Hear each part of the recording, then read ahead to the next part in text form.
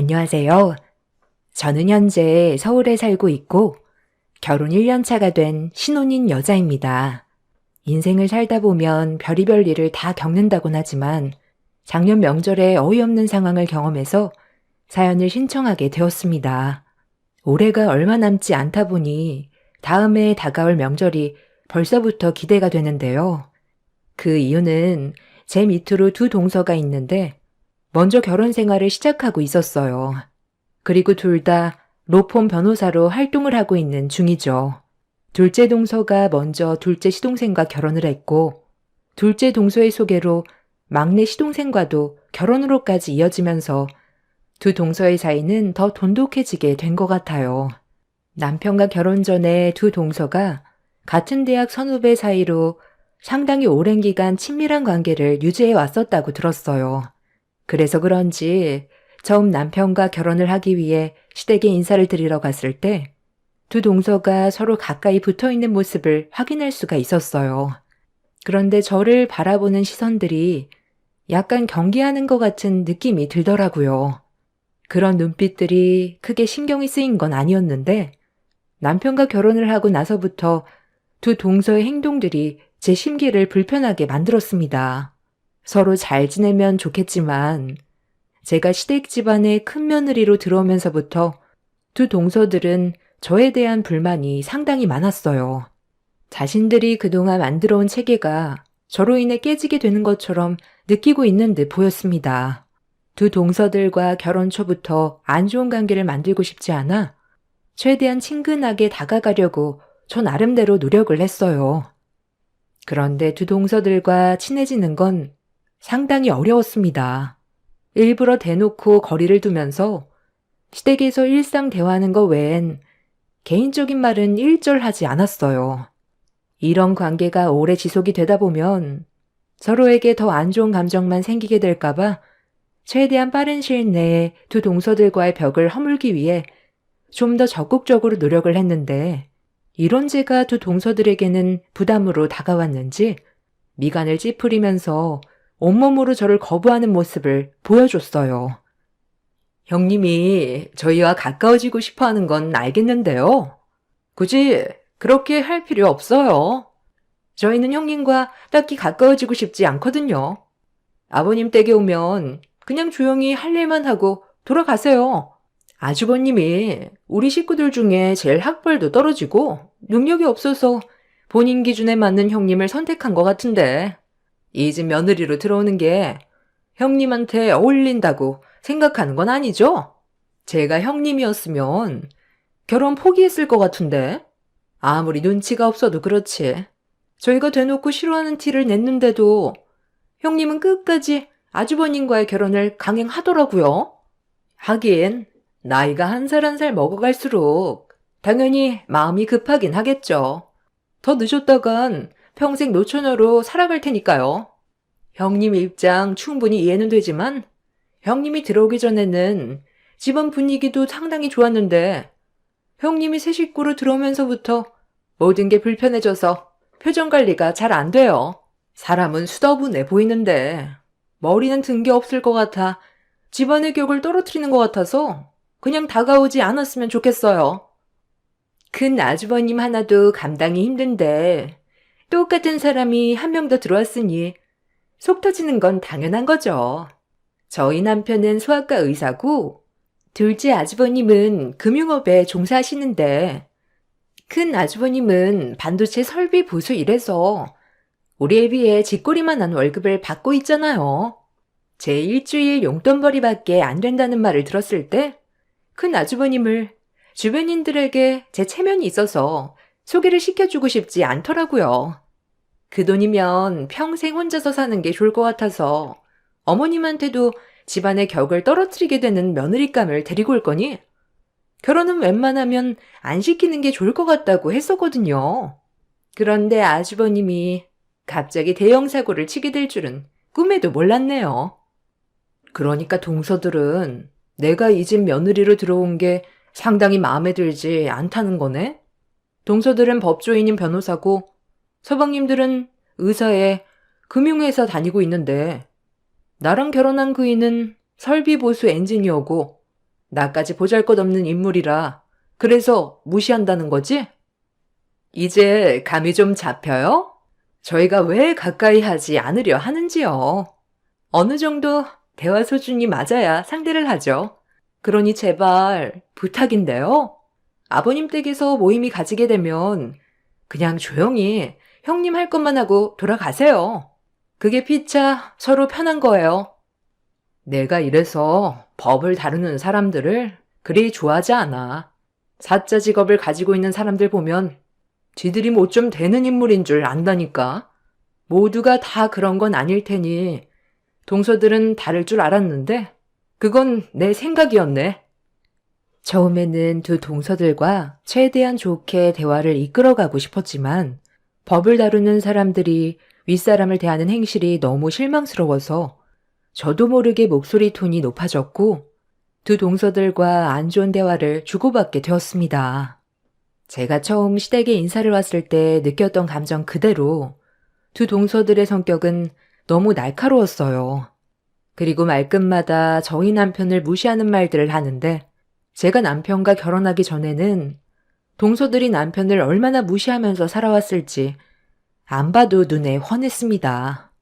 다들 적지 않은 나이를 먹었으면 나이값을 해야 되는데 하는 짓들이 애들보다 못해서 따끔하게 문제를 지적했어요.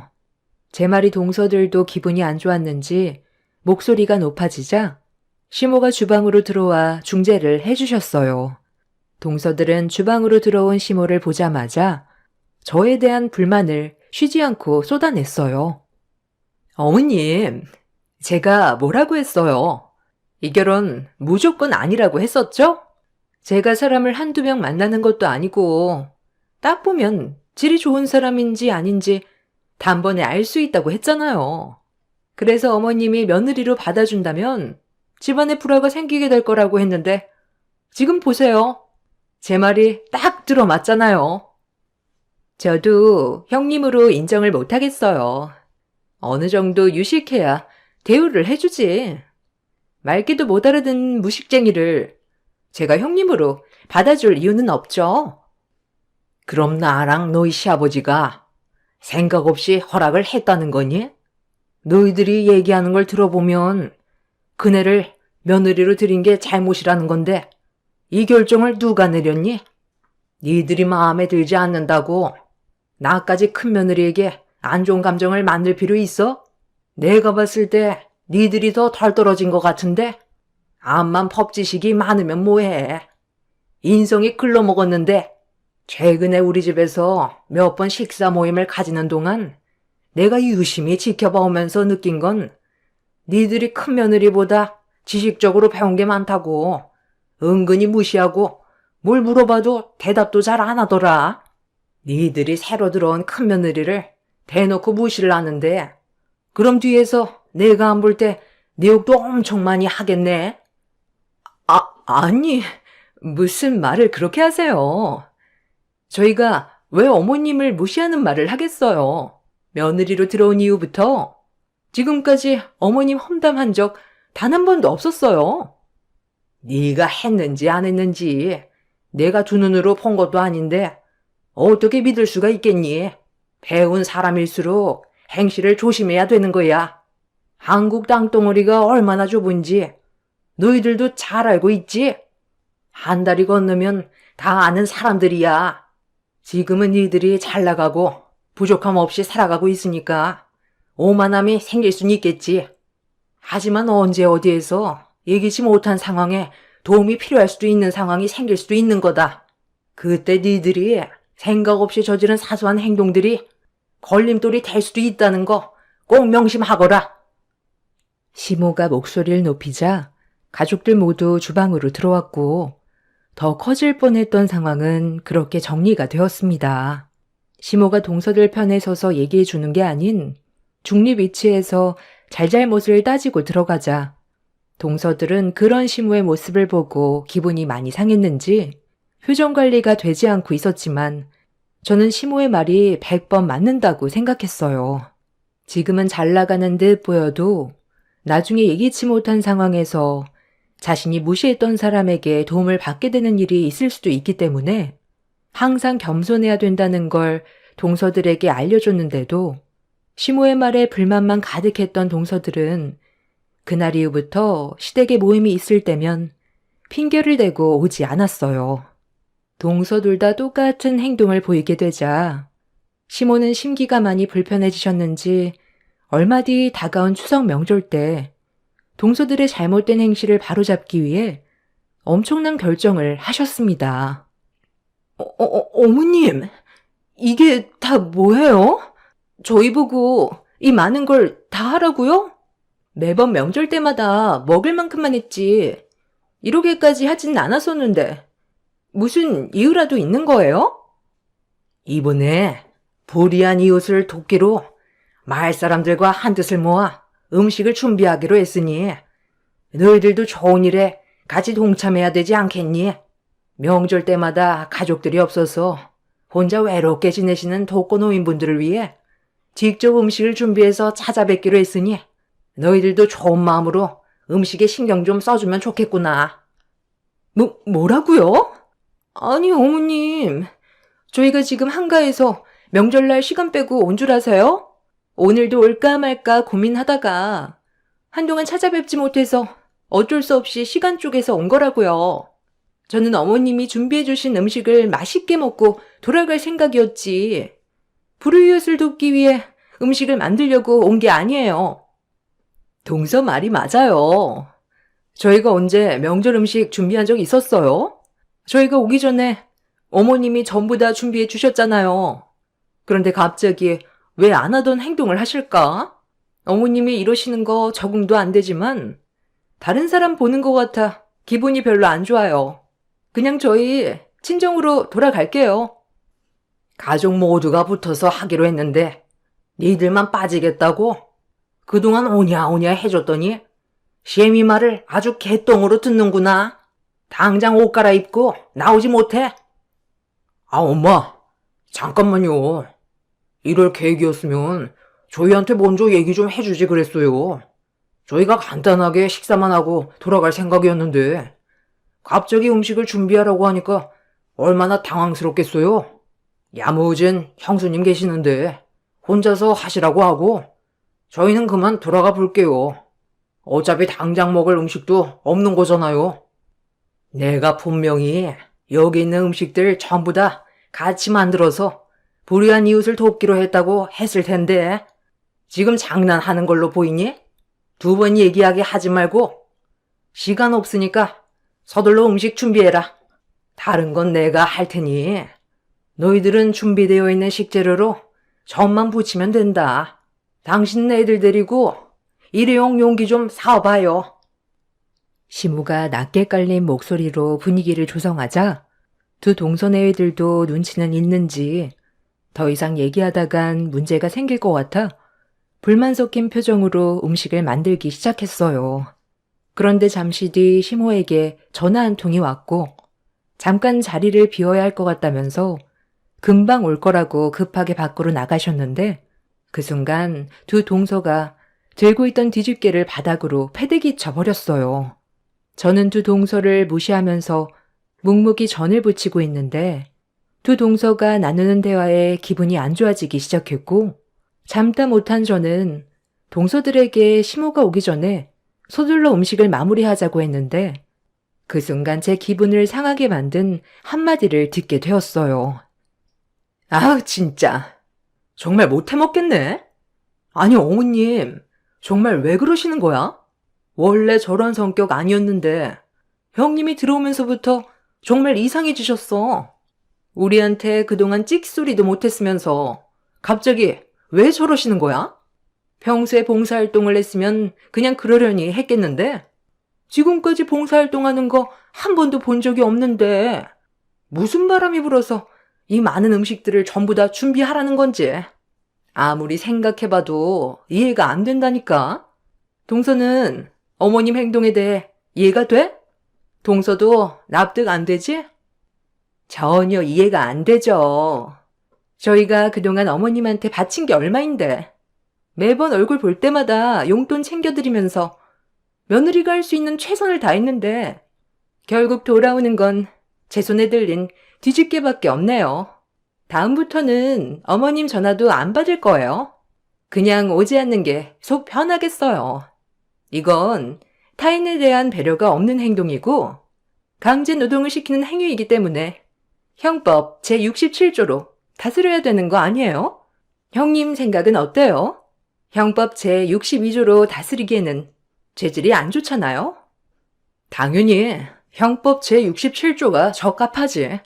며느리로 들어왔다고 무조건 강제노동 시키는 건 잘못된 거고 그에 따른 처벌을 무겁게 내려야 된다는 거에 나도 100번 동의하지. 우리나라 법은 너무 물러 터졌어. 며느리를 너무 우습게 한다니까.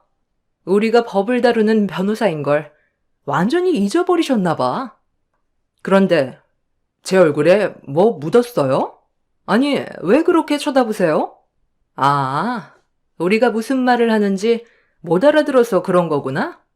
저희 법조인끼리 나누는 대화니까 형님은 그냥 조용히 전이나 붙이세요. 저희가 하는 얘기 귀 기울여봤자 형님은 어차피 알아듣지도 못해요. 무식하면 몸으로라도 때워야 어머님한테 사랑을 받지 않겠어요? 열심히 노력하는 모습이 아주 보기 좋네요. 계속 땀 흘리면서 열심히 전 붙이세요. 저희는 할 만큼 했으니 여기까지만 하고 좀 쉬어야 할 것 같네요. 동서, 우리 잠깐 바람 좀 쐬고 올까? 아유, 좋죠. 머리가 나쁘면 몸이 고생한다더니. 큰형님 인생도 참 불쌍해요. 먹고 살기 위해 사업한다고 발버둥 치는 것 같은데 입에 풀칠할 정도의 돈벌이는 되세요?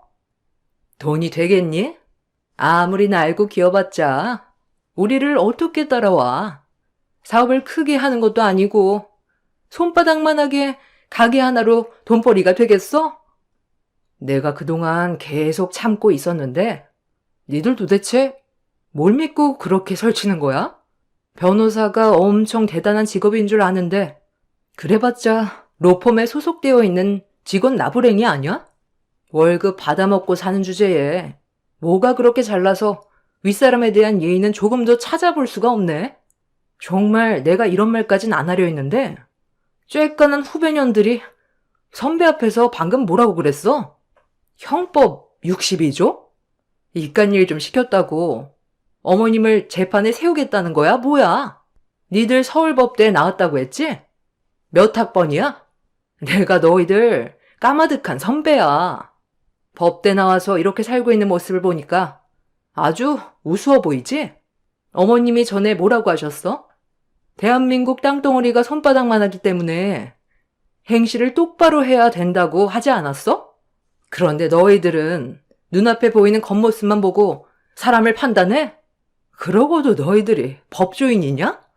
내가 웬만해선 서울법대 나왔다는 얘기를 하지 않으려 했는데 니들 하는 행동들이 우리 학교를 먹칠하는 것 같아서 도저히 그냥은 못 넘어가겠다. 저도 처음에는 법조인의 꿈을 키웠습니다. 그 이유는 딱 하나였어요. 변호사가 돼서 대형 로펌에 들어가 많은 돈을 벌고 싶었고 남들의 부러움의 대상이 되고 싶었습니다. 그런데 시간이 지날수록 제가 가는 길이 원하는 길인 건가 싶더라고요. 법을 좋아하고 변호사가 꿈인 사람들도 있겠지만 그때 당시 제 주위에서만 봐도 돈도 잘 벌고 사회에서 변호사라고 하면 인정받고 살 수 있어서 선택하는 사람들이 대부분이었습니다.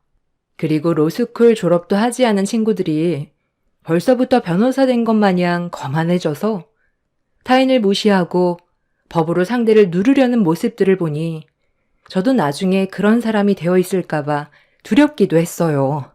배우면 배울수록 저와는 맞지 않는다는 걸 느끼게 되었고 돈이 되지 않아도 하고 싶은 일을 하면서 사는 게 좋을 것 같아 대학을 졸업 후 큰 결정을 하게 되었고 가족들 모두 제가 법조인이 되지 않겠다고 하자 난리가 났었죠.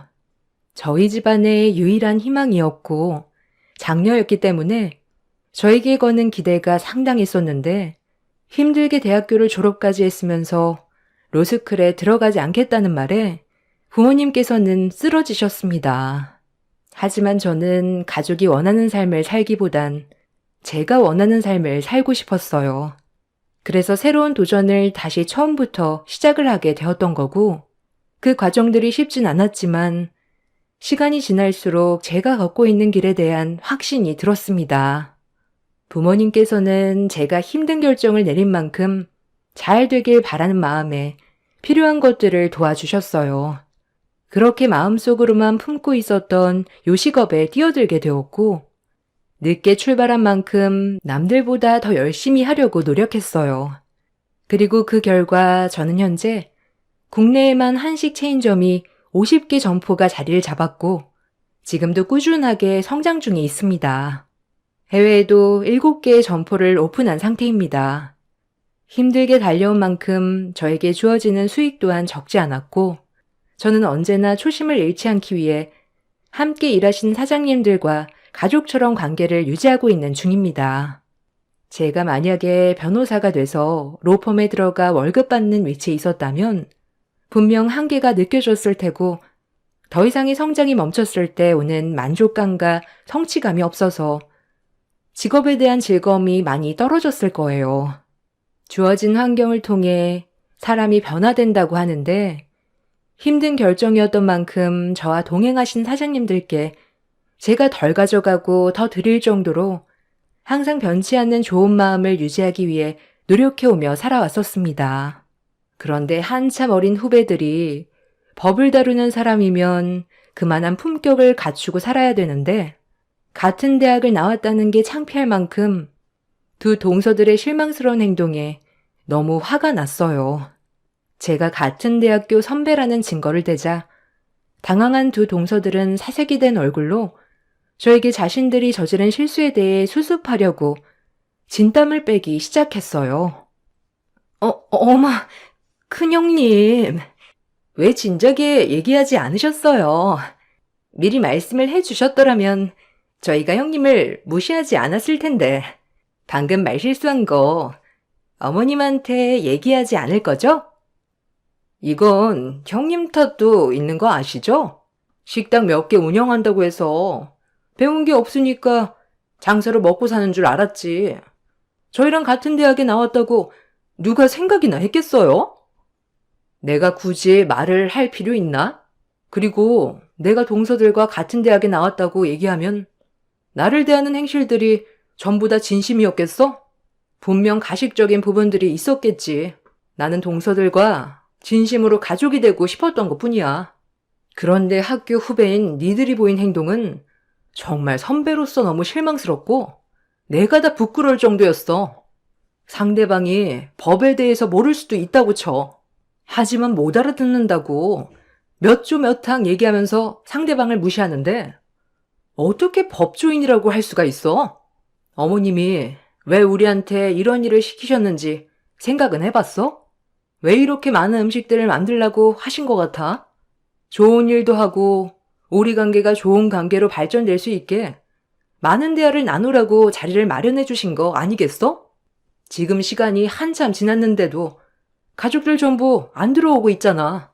우리가 충분히 대화로 풀어갈 수 있게 자리를 만들어준 건데, 방금 동서들은 어머님이 강제로 노동을 시켰다고 불만을 가지면서 형법 제67조에 대해 거론했지? 어머님이 전 좀 붙이라고 한 게 재판감이니? 아무리 불만이 있더라도 어떻게 어머님이 징역살이를 해야 된다는 말을 할 수가 있어? 자, 잠깐만. 너희들 정말 나한테 그런 말을 했던 거니? 좋은 일 좀 하고 서로 친목도 다질 겸 힘들게 자리 마련한 내가 징역살이를 해야 될 정도로 잘못을 한 거야? 어머님, 언제 오셨어요? 제가 다 설명할게요.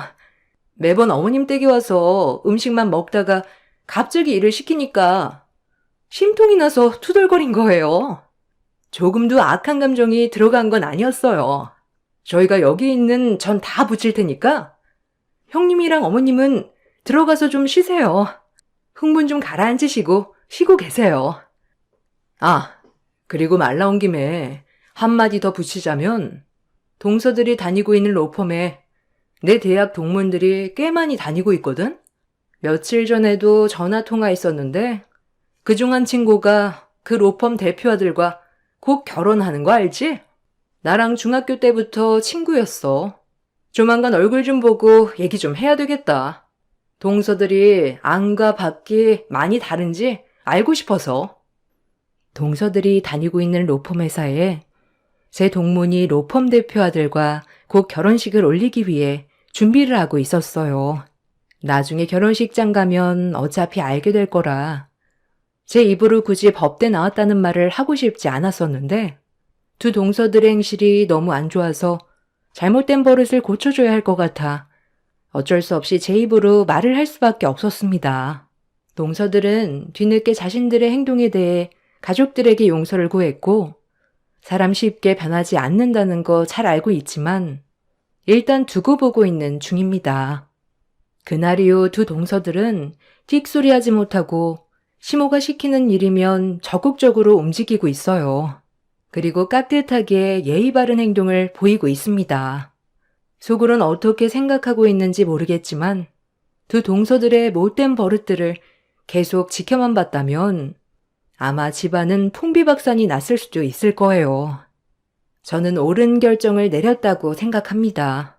두 동서들과 앞으로 좋은 관계를 유지하면서 살고 싶지만 사람 다루는 일이 쉽지 않다는 거 알기 때문에 여러 가지로 걱정도 되긴 합니다. 상황상 속내를 숨기고 있는 것 같긴 한데 동서들보다 잘난 사람들이 많다는 걸 알려주고 싶어요. 사람은 죽을 때까지 배워야 한다잖아요. 제 사연을 들어주신 분들께서도 분명 주변에 소위 잘 나가는 직업군을 가지신 분들이 많이 계실 텐데 오만한 사람들과는 거리를 두셨으면 좋겠어요. 그 사람들과 가까이 해봤자 이득되는 것도 없고 오히려 상처받게 되는 일이 훨씬 더 많습니다. 제 사연 들어주신 분들 날씨가 많이 추워졌는데 건강 유의하시고 오늘 하루도 힘내시길 바랍니다. 감사합니다. 안녕하세요. 저는 30대 직장인입니다. 결혼에 대해서 전에는 내 평생의 반려인을 찾는 과정이라 생각을 했었는데요. 내 마음과 그 사람의 마음이 같지 않다는 걸 요즘 많이 느끼고 있답니다. 제 얘기를 해드리려고요. 저는 양가 집안이 넉넉하지 않은 상황에서 결혼을 했어요. 도움을 받을 수 있었던 것도 아니라서 오로지 저희 힘으로 결혼을 하게 되었죠. 그러다 보니 양가 부모님께 뭘 해드리거나 혹은 받은 것도 없었는데 이상하게 결혼하고 나서 시모께서 다른 집 며느리랑 비교를 정말 많이 하셨어요. 그것 때문에 서러웠던 적이 많았습니다. 내가 저번에 동창회에 갔다 왔는데 애들이 이제 다 자기 자식들 장가 보내고 시집 보내서 그런지 다들 며느리며 사이며 엄청 자랑을 하더라고. 에휴, 나는 팔자가 그래서 그런가? 자랑할 며느리도 한 명 없고. 아니 글쎄, 어릴 적에는 집도 못 살아서 맨날 밥 얻어먹고 다니던 애가 이제는 사모님 소리 들으면서 살고 있는데 어찌나 얄밉던지. 거기 며느리는 시집 오면서 시어머니한테 다이아까지 해줬다고 하더라. 아, 그래요? 그때 어머님 어릴 적에 새빵살이 하셨다고 했던 그 아주머니 말씀하시는 거 맞으시죠? 그래도 그 아주머니 어릴 때는 어머님 댁 새빵살이 했는데 나중에 엄청 열심히 일해서 부자 되신 거라면서요. 어머님도 그때 그 아주머니 열심히 사셔서 그런 거라고 칭찬하셨잖아요. 거기다가 결혼할 때 아들 장가 보내면서 건물 하나는 통으로 주게 생겼다면서 앓는 소리 하신다고 저한테 말씀하셨던 거 아니세요? 그러긴 했지. 걔네야 잘 사는 집안이니까 며느리 올 때도 빵빵하게 지원해 줬겠지만 그래도 그런 거 받고서 아무것도 안 해주는 며느리들도 많은데 걔네 며느리는 염치가 있어서 그런지 다야며 차며 다새로 싹 다 해줬다고 하는데 어찌나 부럽던지. 아니 나는 솔직히 내가 해준 거 없으니까 뭐 크게 바라는 것도 아닌데 그래도 다들 보니까 며느리가 살뜰하게 챙기긴 하더라고. 어떤 애들은 애들끼리 알아서 결혼하고 주말마다 시댁에 찾아온다면서 자기 시집살이 할 때랑은 요즘은 다르다고 하는데 어찌나 부럽던지. 에이, 어머님, 저희도 자주 오잖아요. 저희가 주말에도 쉴 수 있으면 더 자주 왔죠. 주말에도 일하니까 자주 못 오는 거잖아요. 너무 서운해하지 마시고 자주 찾아뵐게요. 어머님 그렇지만 그분들도 어머님께 말 못하는 그런 게 있을 수도 있죠. 어머님도 저희 알아서 결혼식하고 그런 거 보시면서 기특하다고 칭찬도 많이 해주셨잖아요. 그렇긴 하지만 그냥 지금 와서 생각해보면 여러모로 생각을 잘못했나 싶기도 하고 솔직히 우리 친구들 사이에서는 내가 제일 먼저 아들 장가 보냈는데 뭘 모르고 보내서 그런가 아쉬운 게 있어서 그렇지 뭐. 너희만 잘 살면 그게 제일 좋다마는. 결혼을 할 당시에는 저희끼리 알아서 결혼 준비도 하는 걸 보시고선 뿌듯해 하시고 좋아하셨던 시부모님께서는 점점 시간이 갈수록 다른 집 며느리들과 비교하면서 이걸 못해왔네 저걸 못해왔네 하면서 말씀을 하시곤 했어요. 그렇다고 제가 결혼하며 받았던 것이 있었던 것도 아니었는데도 불구하고 매번 볼 때마다 비교를 하시는 게 너무 속상했습니다. 뿐만 아니라 아이를 갖는 것도 매번 간섭하셨어요. 남편과 저 둘 다 월급을 받고 있었고 집부터 차까지 대출도 많았기 때문에 당장 아이를 낳는 건 힘들다 생각을 했었는데 시부모님은 매번 볼 때마다 언제 아이를 낳을 거냐며 재촉하셨어요. 친정에서는 저희 사정을 다 알고 있었기 때문에 아이를 낳으라 마라 말 한 번 꺼내시지 않으셨지만 시댁에서는 결혼을 하고 나서부터 언제 아이를 가질 건지 몇 명이나 낳을 건지 마치 계약을 하는 것처럼 물어보셨습니다. 너희가 이제 결혼한 지 1년이나 됐는데 아이는 슬슬 가져야 하지 않겠니? 요즘은 아무리 아이를 늦게 낳는다고들 하지만 너희도 이제 30대인데 우리 때는 30대만 돼도 노산이다 어쩐다 말들이 많았는데 요즘은 어떻게 된 게 30대 될 때까지도 아이는커녕 결혼까지 안 하니. 그래도 너희는 결혼했으니까 이제 아이 낳을 생각해야지. 너 지금은 꼬박꼬박 달거리도 하고 그러니까 임신 잘 될 것 같아도 그게 쉽지 않다니까. 어머님, 저희도 아이 낳긴 해야죠. 근데 아직은 저희가 자리도 안 잡혔고 지금 아이 낳아도 힘들 것 같아서요. 아이가 태어나면 끝이 아니라 그 다음도 생각해야 하잖아요. 아직 차 할부도 안 끝났고 집도 이제 이사를 가야 하는데 전세금도 또 오를 것 같아서 지금은 힘들 것 같아요. 저랑 남편이랑 잘 상의해서 준비해서 아이 가지려고요. 예, 언제 준비해가지고 아이 낳니? 준비할 때까지 기다리려고 하면 언제까지 준비만 하려고 그래? 애는 알아서 다 크는 거야. 일단 낳고 나면 아이가 알아서 큰다니까. 우리 때야 어린이집 한번 보내려면 돈도 많이 들었지만 요즘은 그것도 아니더구만. 어린이집도 공짜로 보낼 수 있고 초등학교 가서도 돈 들 일 하나 없다는데 왜 이렇게 준비하고서 아이를 낳겠다고 그래? 어머님, 회사도 계속 다녀야 하는데 아이 낳고 나면 쉴 수가 없어요. 회사에서 아무리 육아휴직 준다고 하지만 1년밖에 안 되고 아이 돌 되기 전에 어린이집 보내는 것도 부담스럽고요.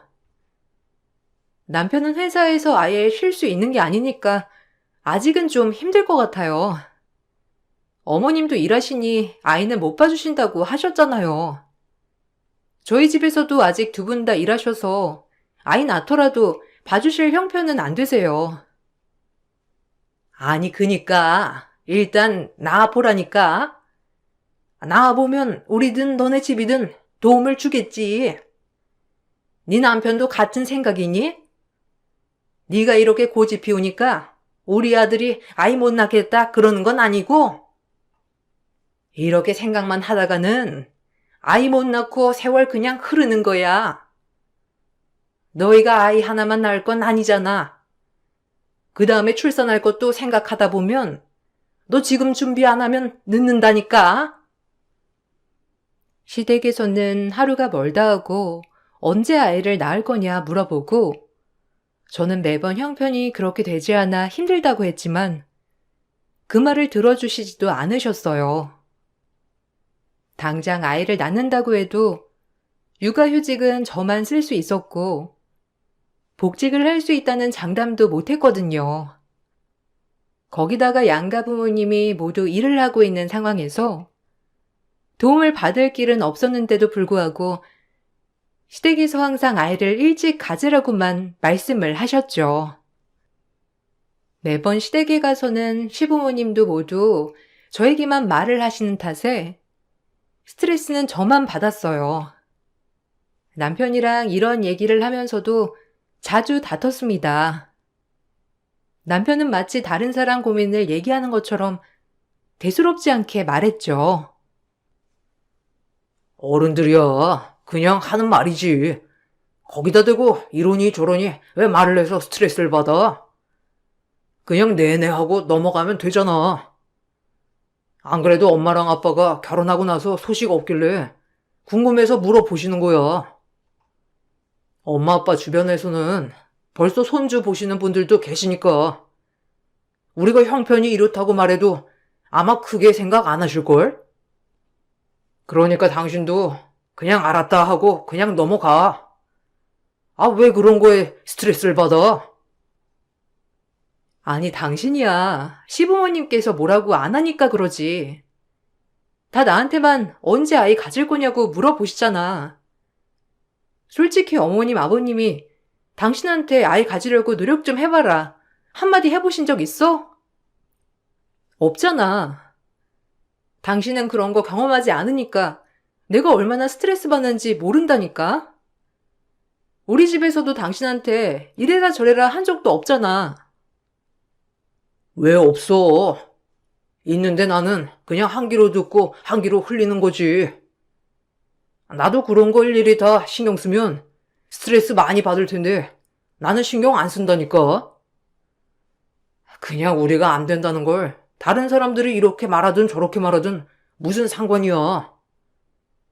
당신이야말로 너무 예민한 거 아니야? 그리고 아이 지금 가지면 어때서? 지금 나와가지고 열심히 일하면 되는 거 아니야?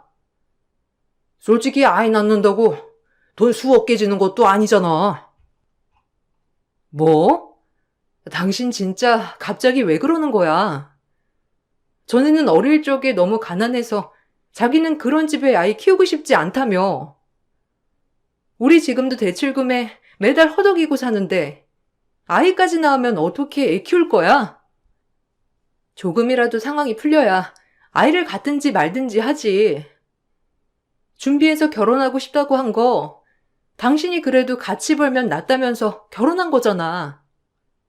그래 놓고서는 양가 부모님 챙기는 것 때문에 결혼하기 전보다 더 허덕이는데 여기서 아이까지 낳으면 어쩌라고. 그래서 우리가 결혼해서 지금 망했어? 아니잖아. 힘들긴 힘들어도 잘 살고 있잖아. 당신은 잘 살고 있으면서 너무 부정적이라니까. 아이도 낳으면 다 알아서 크는 거야. 아이 낳아가지고 맨날 명품 옷 입히고 키울 것도 아닌데 무슨 돈이 많이 들어. 당신이야말로 허영심에 너무 잘해주려고 하니까 다 돈 드는 거라고 생각하는 건 아니고 어쨌든 낳아놓으면 알아서 잘 커. 지금 당장 대출금도 힘든 상황에서 남편은 어쨌든 아이를 낳아놓으면 알아서 큰다며 책임감 없는 말을 항상 했어요. 저는 그런 남편을 보면서 내가 정신을 똑바로 차리지 않으면 안 되겠구나 생각을 했죠. 그렇게 1년여의 시간이 더 흐르고 친정 할아버지가 갑작스럽게 돌아가시게 되었어요. 그간 할아버지를 모시고 살았던 친정 부모님께서 할아버지의 재산을 상속받게 되었는데, 그런데 생각보다 재산이 많으셨더라고요. 저도 몰랐던 얘기지만 다른 형제들도 재산을 친정 부모님이 받으시는 게 맞다고 하셔서 별탈 없이 재산을 상속받으셨고, 그 중에서는 제목도 있었습니다. 매달 쪼들리며 살아가셨던 친정 부모님도 한순간에 경제적으로 넉넉해지셨어요.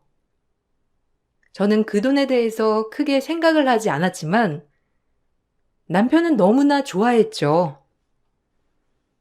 와, 당신 진짜 좋겠네. 이제 우리 쪼들리면서 안 살아도 되겠다. 당신 몫은 얼마라고 했지? 우리 그거 처분해가지고 집 좀 괜찮은 곳으로 옮기자. 안 그래도 매달 대출금 갚느라고 힘들었는데 진짜 잘 됐다.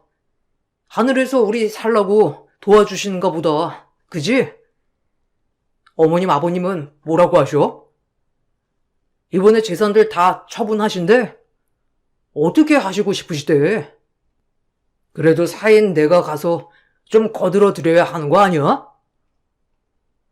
됐어. 당신이 가가지고 뭘 해. 엄마 아빠도 그 재산 다 받으실 건 아니시라고 하셨어. 형제들 다 공평하게 나눌 거고 엄마랑 아빠도 별로 욕심은 없으셔. 알고 계셨던 재산도 아니고 전혀 모르고 있으셨던 재산이라 어떻게 해야 할지 아직 고민이신 것 같아. 혹시라도 이렇게 안 알려진 재산도 있지만 빚도 있을까 아직은 당장 처분하시기는 힘드신 것 같아. 에이, 그래도 빚은 없으시겠지. 다 조회해 본 거 아니야? 그리고 다른 친척분들이 다 동의했다며. 평생 할아버지, 장인 장모님께서 모시고 살았으니 돌아가시고 나서 재산 물려받는 거 다 동의했다는데 무슨 고민을 하셔? 당신이 가가지고 그거 그냥 다 받으시라고 옆에서 말씀드려. 아니면 내가 가서 장모님이랑 장인어른한테 말해볼까? 그거 그냥 다 받아도 괜찮다고. 그걸 왜 우리가 가서 말해? 엄마 아빠가 알아서 할 일이야. 우리가 관여할 건 없어. 그리고 내 몫으로 재산 올지 말지도 모르는 거고. 받아도 되는 건지 나도 모르겠고. 그동안 그렇게 쪼들리면서 살았는데 갑자기 할아버지 재산이 엄청나게 있다는 게 말이 안 되는 거야. 뭔가 아직 정리 안 된 게 있을 것 같아서 함부로 받겠다 하지 못하고 있어. 아니, 뭔가 빚이 있으면 돌아가셨을 때 누군가 와서 이거 갚아라 저거 갚아라 했겠지. 받아도 될지 말지가 아니라 받아야지. 당신 그거 안 받는다고 하면 안 되는 거야. 할아버지가 그래도 당신 몫으로 남겨두신 거라며. 유언도 다 해두셨다는데 그걸 왜 안 받겠다고 하는지 나는 이해가 안 되네. 할아버지의 숨겨둔 재산에 대한 얘기가 나오자 남편은 저보다 훨씬 더 좋아했어요. 저희 집에서는 혹시라도 이 재산을 받으면 숨겨진 채무까지 다 받아야 하니 그 부분에 대해서 고민을 많이 했었는데 남편은 이미 재산도 드러났는데 채무까지 다 밝혀진 거 아니겠냐며 무조건 받아야 한다고 했죠. 부모님 앞으로 우선 상속받은 재산을 정리를 해두고 어떻게 처리를 할지 고민을 하고 있었는데 그 뒤부터 남편이 갑자기 사업 타령을 하기 시작했어요. 그동안 한 번도 사업을 하겠다 나서보지 않았던 남편이라 갑자기 왜 그런가 싶었는데 유산으로 받은 걸 생각하고선 사업을 하겠다고 한 거였죠. 내가 진짜 좋은 아이템이 있어서 그래. 그동안 월급쟁이라 사업 도전하는 것도 너무 부담스럽고, 솔직히 우리 결혼하면서 모아둔 돈도 많이 썼고, 이제는 한 가정의 가장이니까 함부로 돈 쓰면 안 되니 그동안 참아왔는데, 이제는 사업 도전해도 괜찮지 않겠어? 우리가 이제 앞으로 아이 낳을 것도 생각해야 하는데 언제까지 월급만 받고 생활을 해? 사업해서 대박을 쳐야 그래도 살만해지겠지. 갑자기 왜? 당신 사업에 대해서는 한 번도 생각 안 해본 거 아니었어? 전에도 지인들이 같이 사업하자고 해도 당신 사업 자금 없는데 어떻게 시작하냐면서 그때도 안 된다고 거절했잖아. 근데 갑자기 무슨 돈으로 사업을 하겠다고 하는 거야? 설마 당신 나 유산 상속받을 거라는 거 그거 가지고 사업하겠다고 지금 말하는 거야? 그거 지금 정리도 안 됐고 아직 받을지도 모르겠어. 여보, 아무리 그래도 우리 살기는 살아야 하지 않겠소? 당신이 그 유산만 받으면 우리 지금보다 훨씬 편안하게 살 수 있어. 장모님이며 장인어른도 상속해 준다고 하는데 왜 당신이 안 받겠다고 난리야? 이미 다 정리된 거 아니야? 그리고 그 돈이 왜 우리한테 왔겠소? 앞으로도 열심히 살라는 뜻으로 할아버지가 남겨주셨겠지. 당신 그렇게 생각하면 되는 거잖아. 아니, 그 돈을 지금 당장 받았던 것도 아니고, 그리고 그걸로 왜 사업을 해? 우리 멀쩡히 다니고 있는 회사도 있는데, 갑자기 무슨 사업을 하겠다는 거야? 당신 지금까지 사업 한 번도 해본 적 없잖아. 지금 하고 싶다는 사업도 당신이 지금까지 하던 일이랑은 전혀 다른 일인데, 왜 일만 벌이려고 하는 거냐고. 사업하려거든 그거 당신이 직접 일해보고 배워보고 그 다음에 생각해. 아니, 돈이 있는데 왜 사업을 못하게 하는 거야? 일해보고 배워보고 하는 건 그만큼 자신 없고 돈도 없는 사람들만 그러는 거야. 우리는 돈도 있는데 왜 사업을 시작을 못하냐고. 당신이야말로 진짜 이상하다. 내가 그 돈 다 쓰겠다고 하는 거야? 그냥 사업 자금으로 잠깐 빌려서 쓴다는 거지. 잠깐 쓰고 사업 잘 되면 다시 갚아주면 되는 거잖아. 남편은 유산을 받게 되자 갑자기 사업을 하겠다고 나서기 시작했어요.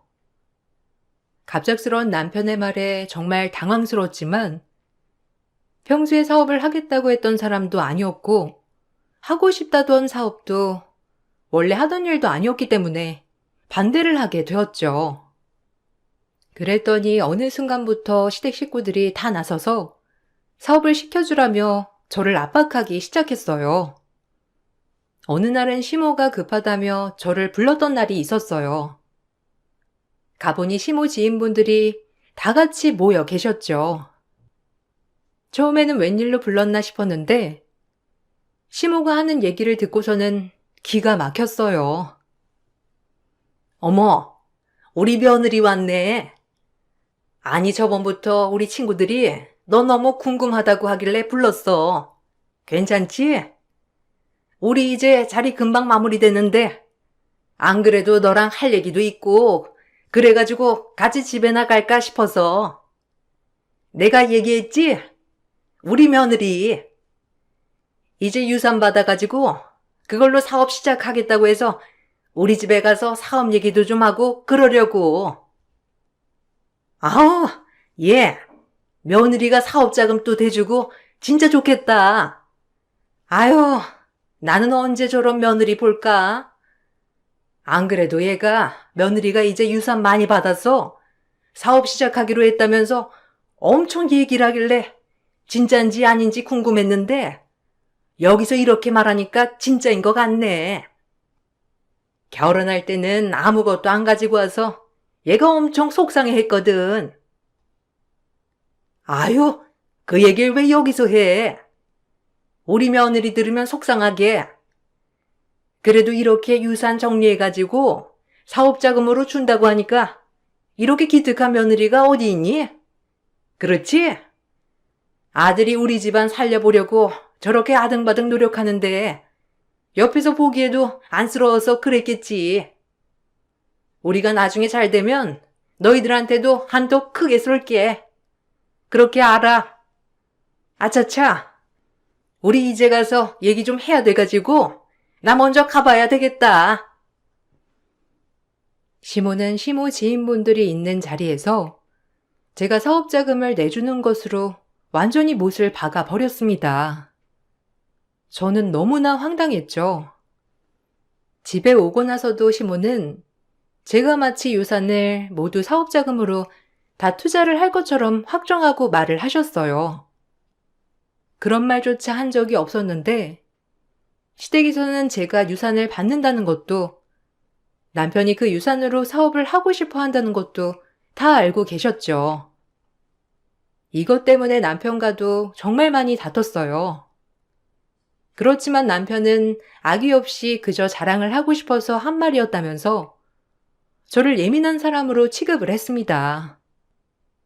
유산 때문에 계속해서 남편과 갈등이 생기자 전 유산을 안 받겠다고 선언을 했어요. 그랬더니 남편은 그다음부터 태도를 바꾸더라고요. 어느 날부터인가 사업에 대한 얘기는 쏙 들어가고 정말 둘도 없는 사랑꾼처럼 저를 대해 주었습니다. 전 그때 드디어 남편이 정신을 차렸구나 생각을 했었죠.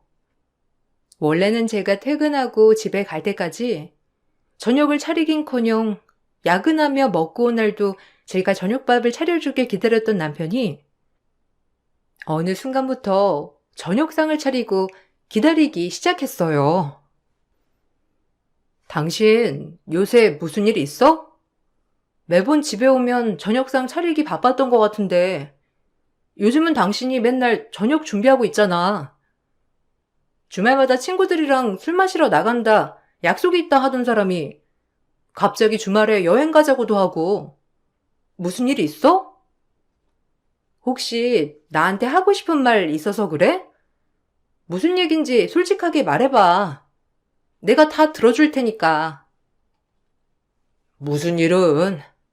그냥 당신 고생하니까 내가 잘하려고 하는 거지. 이번 주말에도 당신 나랑 캠핑 가는 거 잊지 않았지?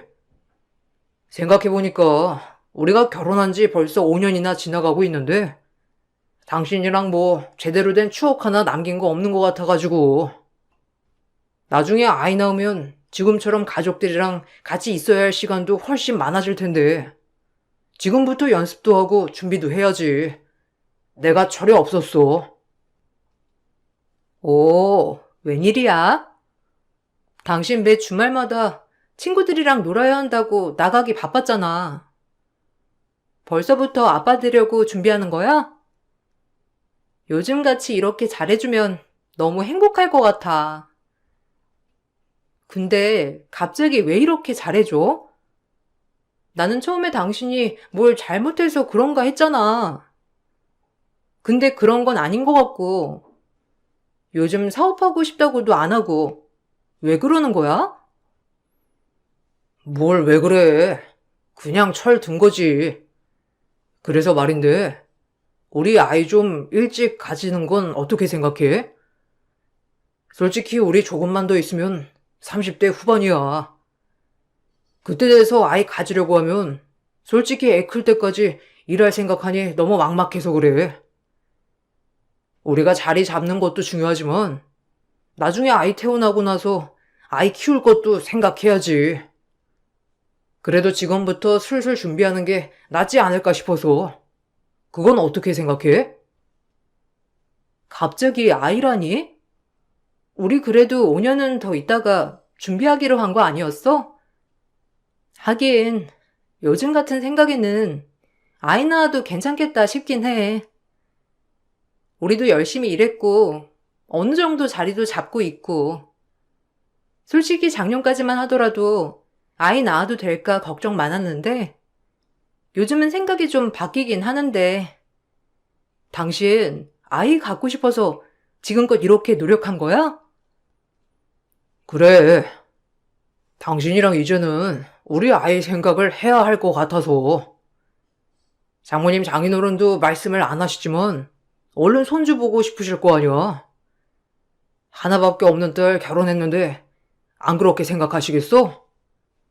저번에 안 그래도 장모님이랑 장인어른 뵈러 잠깐 갔었는데 슬쩍 여쭤보니까 그렇게 말씀해 주시더라고. 그래서 나도 생각을 좀 바꾸기로 했지. 당신도 잘 생각해봐. 그때 남편은 아이를 갖고 싶은 생각이 있었고, 자신이 더 노력할 테니 아이를 갖자는 얘기도 했어요. 저한테 말도 안 하고 친정집에도 갔다 왔다고 하는 걸 듣고 나서 보니 남편이 정말로 아이를 갖고 싶구나 생각을 했었습니다. 그렇지만 일시적으로 남편이 노력하는 것이라면 고민이 될 수밖에 없었어요. 그런데 남편은 꾸준히 저에게 잘해주더라고요. 명절날에도 남편은 친정에 먼저 가자고 해서 친정에 일찍 갔다 왔습니다.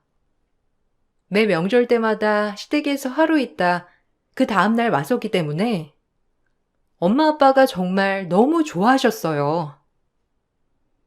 아유, 우리 딸 명절에 얼마 만에 얼굴 보는지 모르겠네. 사실 말은 안 했지만 매년마다 우리 딸이랑 항상 함께 있었는데 매번 명절 다음날에 오니까 서운한 마음도 들었거든. 이렇게 명절 아침부터 딸아이 얼굴 보니 참 기쁘기도 하고 그러네. 우리 강서방 정말 고마워. 아무리 시대가 바뀌었다곤 하지만 우리 시대에서는 허락하기 쉬운 일이 아니거든. 사돈께도 감사하다고 전해드리고. 네, 장모님. 앞으로는 이렇게 해야죠. 저희부터는 저희 집이랑 그렇게 매 명절마다 돌아가면서 먼저 갈 거니까 이제 적응하세요. 생각해보니까 저희 집도 제가 장남이라 엄마 아빠가 먼저 오길 바라시지만 아내는 외동딸인데 얼마나 보고 싶으셨겠어요. 제가 생각을 해보니 이렇게 하는 게 맞는 것 같아요. 다음에 저희 아이랑 같이 오면 장모님 장인어른께서 더 좋으시겠죠? 어머, 그러네. 우리 손주까지 같이 오면 우리가 더 기쁘지, 안 그러니?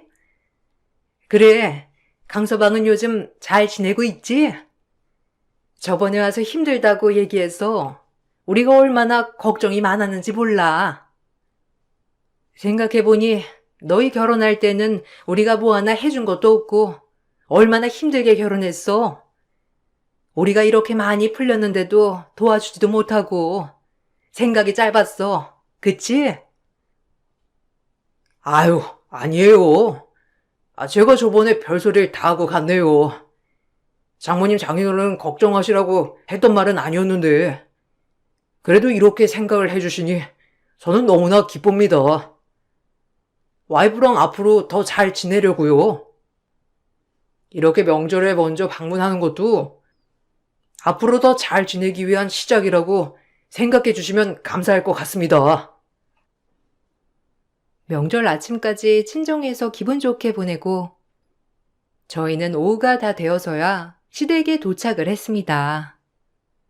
사실 도착하기 전까지는 시댁 식구들이 어떻게 생각을 할까 걱정이 많았는데 막상 도착을 하고 보니 시모는 저희를 너무나 반갑게 맞이를 해주셨어요. 저녁 식사까지 기분 좋게 마치고 나서 저는 방에 들어와 초저녁부터 잠에 들었어요. 너무 피곤해서 잠에 들었는데 잠결에도 누군가 소곤소곤 대는 소리가 딱 느껴져 눈이 떠지게 되었어요. 말소리는 거실에서 들려왔습니다. 바로 시모와 남편이었죠. 엄마, 좀만 참아. 이렇게 하는 것도 몇 년이야. 몇 년만 고생하면 그 다음부터는 편하게 살 텐데 이것조차 못 참겠어? 다 우리 미래를 위해서 하는 일이니까 엄마도 조금만 참으셔. 나라고 좋아서 이러는 거 아니라니까. 이렇게 마음 놓이게 해야 완전히 내 편을 만들지. 내 편 만들기가 어디 쉬워? 앞에서 얼굴 붉히지 말고 1, 2년만 참으면 다 끝나는 거야. 아유, 내가 열불이 터져가지고 오늘 나 얼굴 찌푸리진 않았지? 그래, 그 집에 먼저 가니 거기 부모들은 어쩌디? 좋아하디? 에휴, 나는 굳이 이렇게까지 해야 하나 싶다. 가만히 있어도 다 받을 수 있을 것 같은데 고작 몇 년 당겨서 받는다고 해서 우리한테 좋을 게 있겠나 싶고. 어쨌든 저것들 재산 싹 다 빼올 준비는 잘 돼가지? 아, 그럼 엄마. 이렇게 한번 해두면 그 재산 싹 다 내가 가지고 올 수 있어. 앞으로 몇 개월만 더 공들여도 될 것 같아. 엄마, 재산이 어마어마하더라고. 생각보다 많은지 오늘 가보니까 장인 장모 얼굴이 폈더라. 그거 싹 다 가지고 와서 우리 엄마 호강하게 해줘야 할 텐데. 막말로 거기 딸 한 명이라 거긴 다 내가 가지고 오긴 할 테지만 언제 돌아가실 줄 알고 그때까지 기다려. 조금이라도 당겨받는 게 낫지. 임신 준비하면서 아이 키우려면 돈 필요하다고 하면서 좀 받고, 사업 시작하겠다고 하고 좀 받고 그러면 될 것 같아. 처음부터 부모를 찾아갔어야 하는걸. 쟤는 눈치가 빨라서 안 돼. 그래, 처음부터 부모한테 가서 말했으면 쉬웠을 거잖아. 어쨌든 안 그래도 눈치 빠른 애 눈치챌라. 조심하고 1, 2년 연기하면 평생 놀고 먹을 수 있을 테니까 잘 준비해. 아이도 얼른 가져야 되겠네. 그래야 저쪽 부모가 보따리 풀지 않겠어? 자기 딸 자식 거지처럼 사는 거 누가 바라겠냐고. 너는 제가 끝까지 모르게만 잘 숨기면 되는 거야. 전 시모와 남편이 하는 얘기를 듣고서는 경악을 할 수밖에 없었어요. 알고 봤더니 남편은 유산으로 받은 재산을 어떻게든 받으려고 공들이고 있었던 거였어요. 저한테 말하지 않고 친정 부모님한테 갔던 것도 벌이가 시원치 않아 아이를 낳고 싶지만 그럴 수 없다면서 하소연을 하려고 갔던 것이었어요. 엄마 아빠는 경제적인 여건 때문에 제가 아이를 갖고 싶지만 그러지 못하는 거라 생각해 남편에게 임신하면 모든 생활을 지원해 주겠다고 하셨던 거였어요. 그러면서 제가 알게 되면 자존심 상해하니 비밀로 하자며 경제적 지원을 약속받고는 저에게는 숨기기로 한 것이었어요. 그러면서 뒤로는 저와 다투면서 했던 대화 내용들을 모두 녹음하고 메시지도 다 저장을 해두고 있었습니다. 이대로 있다가는 친정집 재산은 물론이거니와 나중에 이혼을 하게 되면 모두 제 탓으로 돌릴 수 있겠다 싶어 저도 연기를 하기로 결심을 했어요. 남편에게는 아무 말도 하지 않았다가 어느 정도 일이 진전되었을 때 전 바로 터뜨렸습니다. 남편은 이미 재산을 받을 것이라 확신하고 여기저기 투자를 받고 다니기 시작했어요. 그때 전 남편에게 유산을 못 받게 되었다 말을 꺼냈죠. 여보, 나 사실 할 말 있는데 당신이 하도 유산에 대해서 얘기를 많이 했었어서 나도 좀 생각을 해봤어.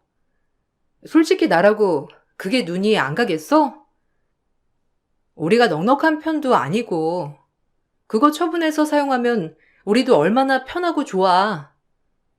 안 그래도 우리 아이도 생각해야 하고 아이 낳고 나면 내가 계속 일을 할 수 있을 거란 보장도 없으니까. 그래, 잘 생각했어. 당신 진짜 잘 생각했네. 우리 시작이 너무 어려웠잖아. 그거 할아버님이 남겨주신 거긴 하지만 잘 쓰는 걸 원하실 거야. 앞으로 더 많이 풍족하게 잘 살 수 있을 거야. 내가 그거 아예 처분하자고 하는 것도 아니고 그냥 생활하는데 좀 보탬이 되었으면 좋겠다고 하는 거잖아. 사업할 때 쓰면 더 좋고 말이야. 그래, 내가 차라리 처음부터 그랬으면 더 좋았을 뻔했다. 안 그래도 당신한테 말할까 말까 고민했는데 우리 이제 그거 쓰려고 해도 못 써. 알고 보니 할아버지 채무 있었던 거 처리해야 해가지고 못 받는다고 하더라고. 유산도 있었는데 알고 봤더니 채무도 상당하대. 나한테 주려고 했던 땅이 거의 절반 이상이 빚이라서 그거 넘어갈 수도 있을 것 같대. 그래서 그거 처리하고 남는 것만 받아야 할 것 같은데 내 몫은 없을 것 같아. 뭐? 그게 무슨 소리야? 당신 뭔가 착각하고 있는 거 아니야? 이미 당신한테 이 정도 몫이라고 하면서 나눠준 거 아니었어? 근데 왜 다시 가지고 가서 빚을 청산한다는 얘기야? 당신이 뭔가 잘못 알고 있겠지. 부동산인데 왜 당신은 그 채무까지 가지고 와야 하는 건데? 아니야. 엄마랑 아빠랑 이미 말해봤는데 그거 정리하고 처분하려고 하니까 거기 묶여있는 게 많더래. 그래서 그거 정리해가지고 수익화 해봤자 얼마 남지도 않고 애초에 묶여있는 채무도 많아서 더 대출도 안 나올 것 같고 그래가지고 정리해서 줄까 여쭤보길래 그냥 괜찮다고 했어. 그냥 그거라도 정리해가지고 우리 가질까? 엄마네도 지금 할아버지 빚 때문에 정신 없으신가 봐. 뭔 개소리야. 진짜 미친 거 아니야? 아니 그걸 처음부터 알아보지 않고선. 지금 이게 뭔 소리냐고? 당신 처음부터 다 알고 있었지? 뭔 소리야. 이러면 안 되는데. 장모님이랑 장인어른 지금 어디 계셔? 나 지금 급해서 당장 만나야 돼. 남편은 제가 하는 말을 듣고서는 바로 친정 부모님을 찾았어요. 남편이 하는 일을 뒤로 알아보니 저에게는 말도 안 하고서는 투자 설명을 하고 왔더라고요. 남편은 부모님께 받을 재산을 이미 자신의 것으로 생각을 하는 듯 했어요. 저에게는 비밀로 하고 주말에 다시 찾아가 제 채무인 척 부모님께 갚아달라고 말하려고 했던 것인데 제 말을 듣고서는 자신의 계획에 틀어질까봐 바로 친정 부모님을 만나러 가려고 했죠. 전 그런 남편 앞을 막아서고는 남편에게 핸드폰을 내밀었습니다. 핸드폰에 띄어져 있는 번호를 보고서는 남편이 소스라치게 놀랐어요. 왜? 어디서 많이 본 번호 아니야? 통화 한번 해볼래? 내가 진짜 재밌는 얘기를 들어서 그래. 당신 나랑 이혼할 거야? 이혼하고서는 이 여자랑 다시 새 시작할 거라고 했던데 맞아? 근데 웃긴다. 무슨 돈으로 사업 시작하고 무슨 돈으로 새 시작을 한다는 건데? 왜? 엄마 아빠한테는 내 빚이라고 말하고 돈 받아서 당신 빚 갚고 사업 시작하려고 했는데 내가 반대한다고 부모님한테 말해서 투자 받고 그러면서 우리 재산 야금야금 가지고 가려고 했어? 그래서 지금껏 그렇게 연기한 거니? 뭔 소리야? 당신 지금 뭔 헛소리야? 요새 스트레스 많이 받아서 그런 거 같은데 당신은 집에서 좀 쉬어. 내가 장인어른이랑 장모님 만나고 올게. 내가 자세히 알아보고 당신 유산 이런 것도 좀 정리하고 와야 되겠어. 아무래도 어른들이라서 그런 거 잘 모를 수도 있잖아. 지금껏 별탈 없었던 일이 갑자기 왜 문제가 생겨? 안 그래? 그 여자는 그냥 나랑 사업하려고 했던 사람이고 그런 사이 아니니까 오해하지 마. 와, 오해? 당신은 사업 파트너랑 같이 호텔도 드나드나 봐. 당신이 하려고 했던 사업이 호텔이었니? 거지 같은 애 그나마 사람 같아서 걷어줬건만 역시 사람은 달라지는 게 없어. 그렇지? 당신이랑 당신 엄마 하는 얘기 다 들었어. 우리 집 재산 싸그리 가지고 가려고 그렇게 계획하고 있었더라? 소름 끼치게. 근데 너 돈 없잖아. 돈도 없는 거지가 어떻게 사업을 시작하려고 일을 벌려놨어? 우리 집 돈이 네 돈이니? 사람들한테는 그 돈 네 돈처럼 말해놨던데 어처구니가 없어서. 넌 여기 집은 하나도 없어. 그리고 앞으로도 없을 거고. 이혼해. 여보, 갑자기 왜 그래? 이혼은 왜 하고? 내가 무슨 일을 벌려놓았다고 그래? 당신 뭔가 오해하고 있는 것 같은데 나 그런 마음 품은 적 단 한 번도 없어. 오해하는 거야. 여보, 진짜 내 얘기 좀 들어봐. 내가 처가댁에 찾아간 건 맞긴 맞는데 사업하려고 그런 게 아니라 우리가 힘들잖아. 우리가 경제적으로 여유롭지 않으니까 그냥 그거 도움만 좀 받으려고. 개소리 좀 작작해. 우리가 뭐가 어렵니? 멀쩡히 월급 받으면서 잘 살고 있는데 네 욕심 채우려고 하니까 부족해 보였던 거지, 아니야? 근데 어쩌지? 난 네 욕심 채워주고 싶은 생각 1도 없거든. 그렇게 사업하고 싶거든.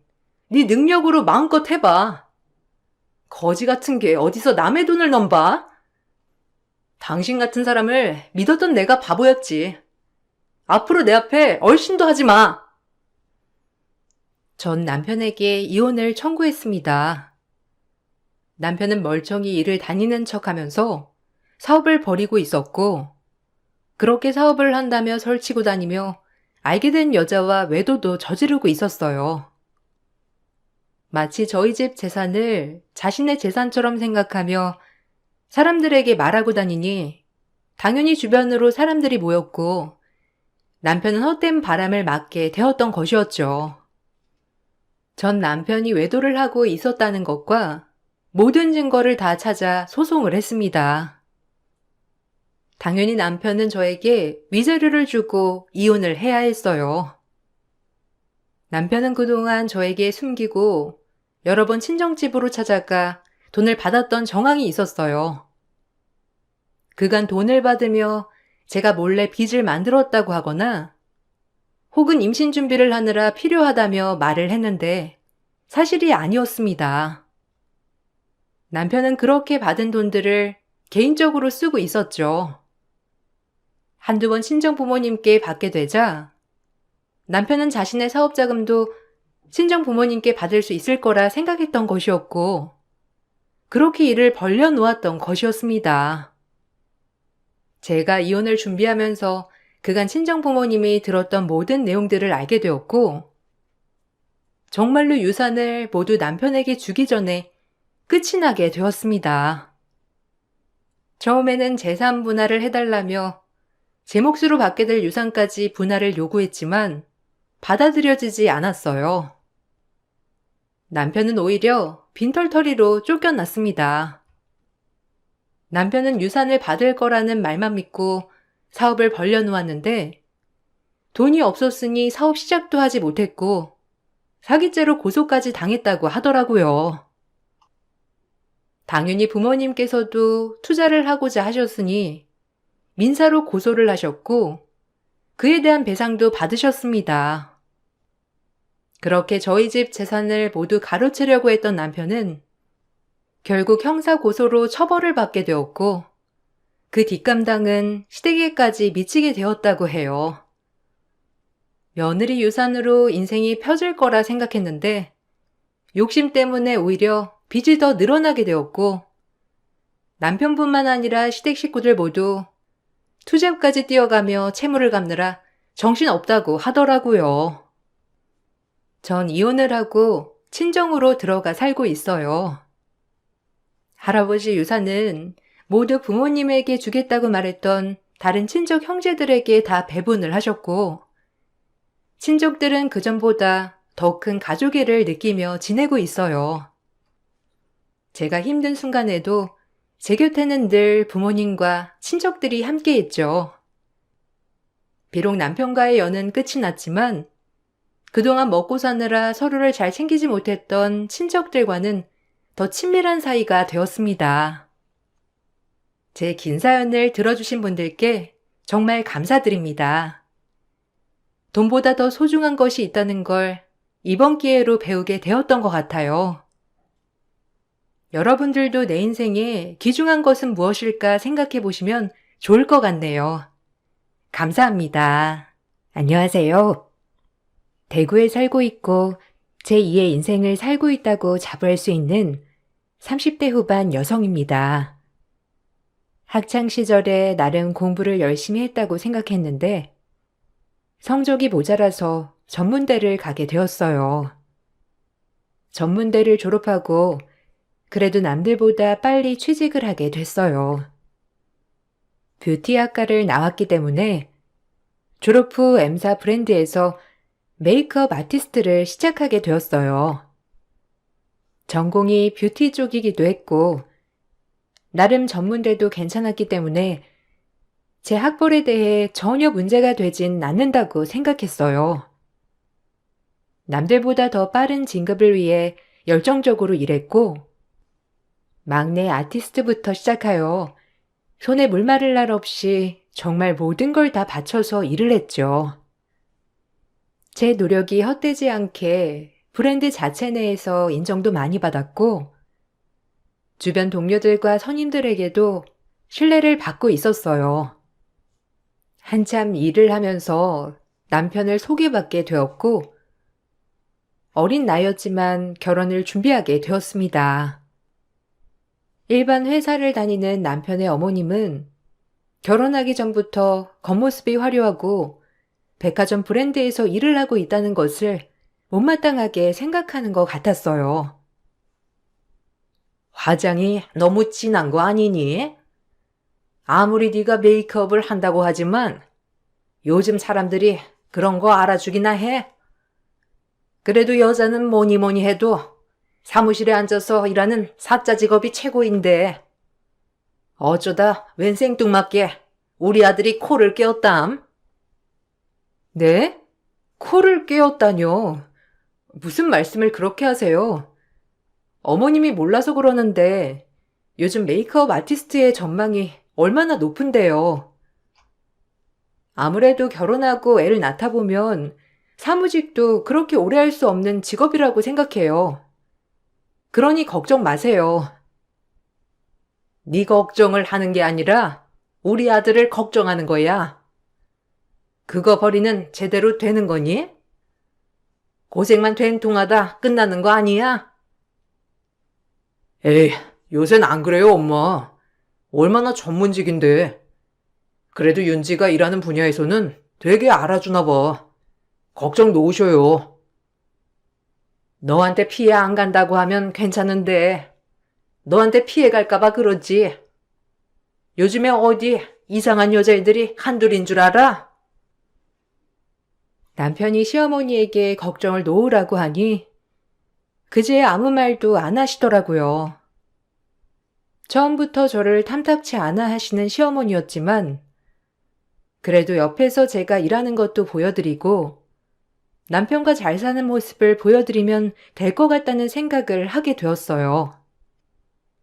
그렇게 결혼을 진행하게 되었고 처음엔 문제가 되지 않았지만 시어머니는 제가 벌이가 얼마인 줄도 모르면서 늘 제 남편이 조금이라도 저 때문에 손해를 볼까봐 전전긍긍 하더군요. 이런 부분에 있어서 스트레스를 받기 시작하였어요. 너 이번 달 월급 얼마 받았냐? 그리고 관리비랑 생활비 얼마인지 다 말해봐. 그거 우리 효섭이가 관리하는 거 맞지? 아니요. 월급은 각자 관리해요. 공동생활비 내고 거기서 관리비랑 이것저것 생활비 하는 거고요. 왜 그러시는 건데요? 우리 아들이 너 때문에 괜히 온팡 뒤집어 쓰는 거 아닌가 싶어서 그러지. 메이크업 아티스트고 뭐고 내가 처음 듣는 거니까 돈벌이는 되나 싶어서 그래. 요새는 여자도 능력이 있어야 되는 시대인데 혹시라도 우리 아들한테 기생하는 거 아니지? 기생이요? 아니요. 어머님, 저 효섭 씨보다 월급 많이 받을 때가 오히려 더 많아요. 어머님이 메이크업 분야에서 잘 모르셔서 그렇지만 옛날이랑 요즘엔 정말 달라요. 그러니까 걱정하지 마세요. 그리고 부부가 왜 부부인가요? 힘들면 서로 기대거나 의지할 수도 있는 거지. 어머님이 그렇게 얘기하니까 섭섭하네요. 이제 가족인데 저를 너무 남처럼 대하시는 것 같아서. 요새 하도 시집 온 것들이 많아서 그런다. 우리 아들 내가 그러려고 키운 것도 아닌데 말이야. 넌 아니라고 믿어. 내가 효섭이한테도 일러놨어. 결혼할 여자는 무조건 전문직 여성으로 데리고 오라고. 너도 전문직이라고 하는데 좀 걸리는구나. 어머님 말이 황당했고 제가 취집을 왔다는 식으로 얘기를 하는데 할 말이 없었어요. 그리고 가족끼리 좀 어려울 땐 의지도 할 수 있는 게 가족이라고 생각하는데 어떻게 제가 남편한테 기생한다는 말을 저렇게 쉽게 할 수 있을까 하는 섭섭함도 몰려왔죠. 제가 남편보다 월급이 조금 더 많은 적도 많다고 하자 그제야 어머님은 씁쓸하게도 안심을 하는 것 같은 미소를 지었어요.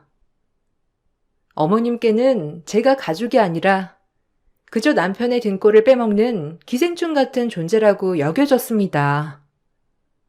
속으로 늘 그렇게 귀한 아들 왜 장가를 보내서 그럼 나한테 이런 시련을 줄까라는 생각이 들었지만 그땐 결혼한 지 얼마 되지 않아 그냥 참았던 것 같아요.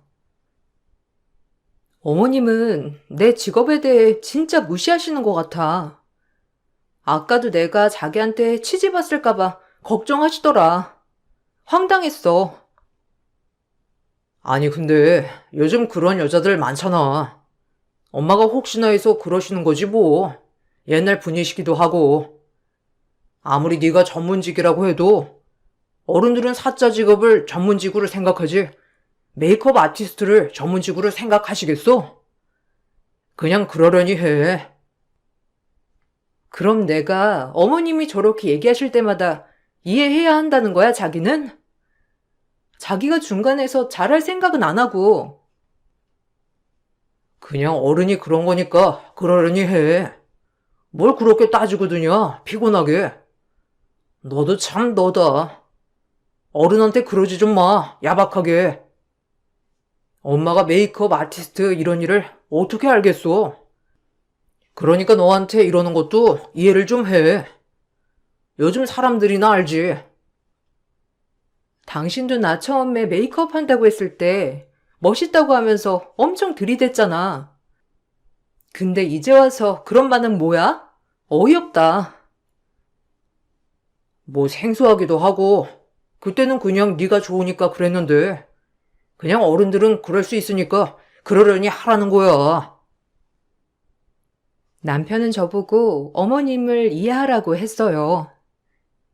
남편이 그렇게 얘기하니 내가 너무 예민한 건가 싶기도 하더라고요. 그래서 그래, 좋은 게 좋은 거지라고 생각하며 애써 참았습니다. 그러던 중 제가 매장에서 손님 화장을 시연해주고 있을 때 시어머니와 시어머니 친구분들이 백화점에 놀러 오셨더라고요. 누가 봐도 시어머니셔서 반갑게 인사를 드렸더니 시어머니는 저를 외면했어요. 누가 봐도 외면이었죠. 제가 백화점에서 그렇게 화장을 하고 사람들에게 화장품을 판매하고 있는 모습이 창피했던 거예요. 처음으로 느껴보는 굴욕이었는데 어디 가서 단 한 번도 누군가에게 짐이 된 적도 누군가가 날 창피해한 적도 없었지만 시어머니는 백화점에서 일하고 있던 저를 창피하고 한심하다는 듯이 쳐다봤죠. 그 모습을 보고 정말 큰 상처를 받게 되었어요. 어머, 어머님, 백화점 나오신 거예요? 저 이제 곧 점심시간인데 우리 같이 식사할까요? 아, 안녕하세요. 저 효섭 씨 와이프예요. 우리 저쪽으로 가자. 아, 뭐하러 여기 1층에 돌아다녀? 우리가 갈 데가 2층 아니야? 아, 2층으로 가보자, 얼른. 아유, 어머 얘가 왜 이래? 1층 매장들도 좀 구경하려고 했더니 왜 자꾸 제 쪽을 하는 거야? 아니 근데 지금 인사하는 사람 네 며느리 아니니? 왜 결혼식 때 봤잖아. 내가 얼굴 똑똑히 기억해. 어머, 여기서 일하는구나. 근데 왜 인사를 안 해? 너 네 며느리 못 봤니? 저런 일 하면서 무슨 천문직이라고? 아유 됐다니까. 돌아가면 되니까 그냥 2층으로 가자. 나 지금 골 아프다. 골 아파. 아유, 얘가 살 게 급하다고 했어. 아유, 그럼 우리 다음에 또 봐요. 아주 젊은 친구가 열심히 일하니까 너무 보기 좋네. 수고해요. 네, 들어가세요. 다음에 오시면 제가 예쁘게 화장 한번 해드릴게요. 나중에 어머님이랑 천천히 구경할 겸 나오세요. 아유, 젊은 친구가 싹싹하고 예의도 바르지. 고마워요. 아유, 얘 좀 봐. 그만 좀 끌으라니까. 아유, 그럼 가볼게요. 수고해요. 시어머니는 절 창피해하셨지만 그래도 절 알아봐 주시는 시어머니 친구분께는 최대한 예의 있게 행동해야 할 것 같아 인사까지 깍듯이 하고 매장으로 돌아왔어요. 그럼에도 마음이 참 찝찝한 게 여간 풀리지 않았는데 어머님의 그 표정을 잊을 수 없었거든요. 누가 봐도 창피한 얼굴로 시어머니는 친구를 이끌고 2층으로 올라가셨고 마음이 많이 안 좋았어요. 오히려 친구분은 안 그러는데 어머님은 나한테 왜 그랬을까? 그 모습을 보니 어머님에게 확실히 마음의 선이 그어지기 시작했어요. 정녕 나를 창피해서 그런 걸까? 라는 마음이 들기 시작하니 별의별 생각이 다 들었죠. 그리고 그날 저녁에 시어머니는 저에게 전화를 하셨어요. 전화 내용은 무조건 끝나고 시댁에 들리라는 내용이었는데 저 역시 너무 섭섭하고 황당했기 때문에 어머님과 얘기 좀 하고 싶었어요. 그렇게 끝나고 어머님네 들렀는데 어머님은 단단히 화가 나신 말투로 저를 앉혀놓고 하나둘 설교를 하기 시작했죠. 네가 아는 일이라는 게 사람들한테 화장품 파는 일이야? 무슨 아티스트다 뭐다 하면서 유명한 브랜드라더니 그렇게 물건 팔아서 네가 우리 아들한테 조금이라도 비해 안 줄 수 있겠어? 그게 옛날에 화장품 방판하던 사람들이랑 뭐가 다르니? 제가 하는 일이 뭐가 어때서요? 그리고 엄연히 메이크업 아티스트로 일을 하고 있고 어른들은 잘 모르는 브랜드여도 요즘 젊은 사람들 사이에선 절대 모를 수가 없는 브랜드예요. 그리고 제가 여길 들어가기 위해 부단히 노력한 건 사실이고요. 뭐가 문제라서 그렇게 저를 보고도 그냥 가신 거예요? 저도 정말 섭섭해요. 혹시 제가 창피하셨어요? 저도 묻고 싶어요, 어머니. 너 말 잘했다. 백화점에서 그렇게 화장 떡칠하고 남의 얼굴 만져주고 있는데 그럼 내 친구 앞에서 내가 뭐가 되니? 나 진짜 너 때문에 어이가 없어서. 일을 해도 어디서? 아휴. 내가 너한테 아주 단단히 속은 기분이야. 아티스트다 뭐다 이름만 붙여다가 그냥 그거 누구 시중 들어가면서 화장해주는 거 아니야? 너 그거 언제까지 하나 보자. 지금이라도 당장 그만두고 사무직 취직해. 그거 한다고 돈 어디 많이 벌겠어? 내 아들 등골이나 빼먹는 거지. 나 그런 걸 애초에 못 본다고 결혼할 때부터 말했어. 시어머니는 제 직업이 얼마 못 갈 직업이라고 장담을 하셨고 그로 인해 남편이 피해가 갈까봐 또 한 번 걱정을 하셨어요. 도저히 어머니를 이해시키기란 역부족이었는데 요즘 세상에 직업으로 이렇게 멸시를 당하니 정말 웃음이 나왔고, 정말 뭘 모르시니까 할 말도 없었어요.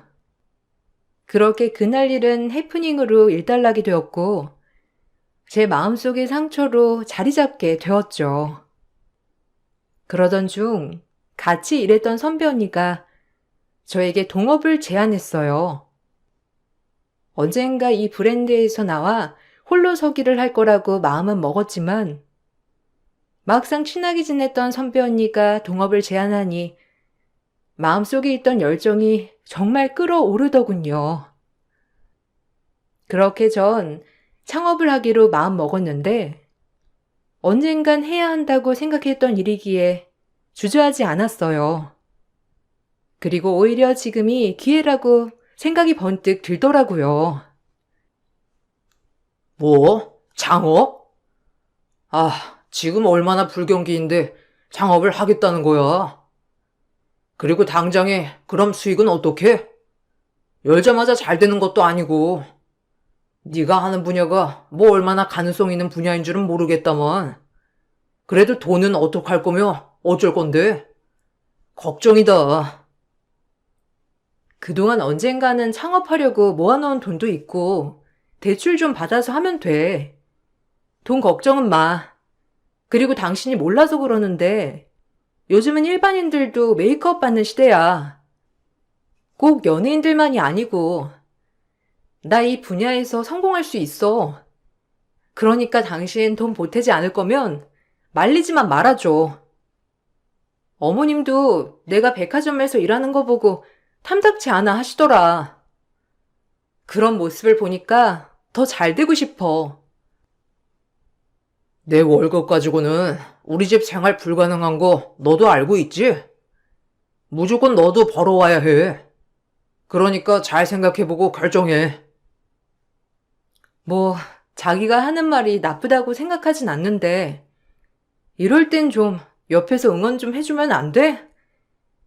내가 선생님이랑 결혼한 것도 아니고, 당신이나 어머님이나 매사에 돈, 돈, 돈. 진짜 질린다. 내가 언제 당신한테 1원 한 장 보태달라고 한 적이나 있어? 그냥 걱정돼서 하는 말이지. 요즘 세상에 외벌이는 말도 안 되고 무조건 너도 일해야 하는 형편이니까 잘 생각해 보라고. 이럴 땐 그냥 따뜻한 말 한마디 해주는 게 더 좋았을 텐데. 나도 아쉽다, 정말. 매번 이런 식이니까 할 말도 없고. 남편은 돈 걱정을 시키지 않을 거라면 창업을 하라고 했는데 참 섭섭하게 들려오더라고요. 결혼 후 남편이 생겨서 가장 좋았던 점은 언제든 든든한 내 편이 생겨서 좋았던 점이었는데 시어머니 닮아 그놈의 돈돈돈 하는 꼴이 배기 싫어지더라고요. 이러려고 결혼했나? 이게 남이 아니면 뭔가 싶으면서 말이에요.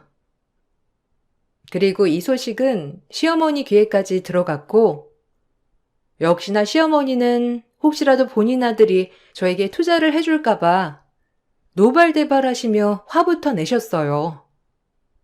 제일 제가 알아서 하는 거지만 주변에서 이렇게 손사래를 치니 시작도 하기 전에 김부터 새더군요. 그래도 제 의지를 꺾기란 불가능했지만 말이에요. 뭐야? 창업? 아니, 너 회사에서 잘 나간다며. 그런데 왜 창업을 하려고 드냐? 네가 봐도 네가 다니는 회사가 좀 아니지? 그럼 안전하게 사무직 격리나 이런 쪽으로 이직해. 요새 그런 직장 들어가면 웬만하게 애도 낳고 일도 꾸준히 하더라. 요즘 세상에 무조건 둘이 벌어야 한다. 너 애라도 낳아봐. 우리 효섭이가 얼마나 고생하겠어? 내가 그러라고 아들 낳은 줄 아니? 아니요, 어머니. 저 잘할 자신 있어요. 그리고 창업은 오래된 제 꿈이기도 하고요. 그러니까 말리지 말아주세요. 그냥 응원해주세요. 응원은 무슨? 너 지금 그런 거 하면서 일 벌려놓고 그러면 우리 아들이 얼마나 뒤치다꺼리 할 게 생기겠어? 막말로 내 아들 돈 한 푼 안 들어간다는 보장 있어? 내가 우리 아들이 여자한테 돈 투자하라고 이렇게 뼈 빠지게 키운 줄 아니? 너도 아들 낳아봐. 그이 돈 안 받을 거고 그이도 저한테 투자할 돈 없으니까 걱정 놓으세요. 제 돈으로 하는 거예요. 그러니까 안심하시고요. 네 돈이 우리 효섭이 돈이지. 그런 돈 있으면 나중에 효섭이 뭐라도 하나 할 때 투자라도 해. 남자가 잘 돼야 집안이 사는 거야. 억지세요. 효섭 씨 돈은 한 푼이라도 저한테 오는 게 싫으시면서 제 돈을 왜 효섭 씨한테 투자하라고 하세요? 그건 아니죠. 넌 여자고 우리 아들은 남자잖아. 남자가 잘 돼야지. 나중에 봐라. 끝까지 먹여 살리는 게 누군지. 여자들은 등골이나 빼먹는 거야. 말도 안 되는 걸로 억지를 부리는 어머님을 보니 또다시 머리가 지끈지끈 아파지기 시작했어요. 본인의 어머님이 말도 안 되는 소리를 하는 것도 모자라서 남편은 거기에 대한 대꾸가 전혀 없었는데 그야말로 저와 어머님의 독대였습니다. 결혼을 해서 제 인생이 엄청 달라졌다고 생각하진 않았지만 이 부분에 있어 결혼을 한 것이 후회가 되더라고요. 왜 내 앞길을 그렇게 막는 사람이 많아졌을까 하는 마음 말이에요. 제가 끝까지 사업을 포기하지 못한다고 하자 시어머니도 참다 막말을 하였죠. 죄송하지만 그래도 시작해 볼래요, 어머님. 이거 어머님 설득하러 온 거 아니고요. 그냥 앞으로 계획이 이렇다 말씀드리러 온 거니까 오해 마세요. 제가 한두 살 먹은 어린애도 아니고 이 분야에서 6년 동안 커리어 열심히 쌓았으니 걱정 마세요. 그럼 너 나한테 통보하러 온 거네? 네가 사업을 하든 말든 그래 나 상관할 바 아닌데 각서 하나 써라. 혹시라도 쫄딱 망하거나 건질 수익 하나 없을 때 우리 아들이랑 순순히 이혼하겠다고 각서 써. 나 안 그러면 분해서 잠 못 잔다. 이혼이라뇨? 자긴 이런 말 듣고도 꿀먹은 벙어리처럼 가만히 있네? 내가 이럴 거면 결혼을 왜 한 거야 도대체. 아, 기가 막혀. 아니, 엄마는 내 걱정되니까 그러신 거지. 너 잘 될 수 있다며. 그냥 각서 하나 쓰는 게 뭐가 그렇게 어렵다고 그래? 그냥 써드려. 그래, 각서 써라. 혹시라도 네 빚 우리 아들이 대신 갚아야 될까봐 나 진짜 걱정되거든? 그리고 너 일 버리는 거에 앞서서 우리 아들 돈 10,000원 한 장 썼단 봐. 내가 그 길로 네 사업장 찾아가서 본때를 보여줄 테니 그런 줄 알아. 이거 알겠으면 시작해.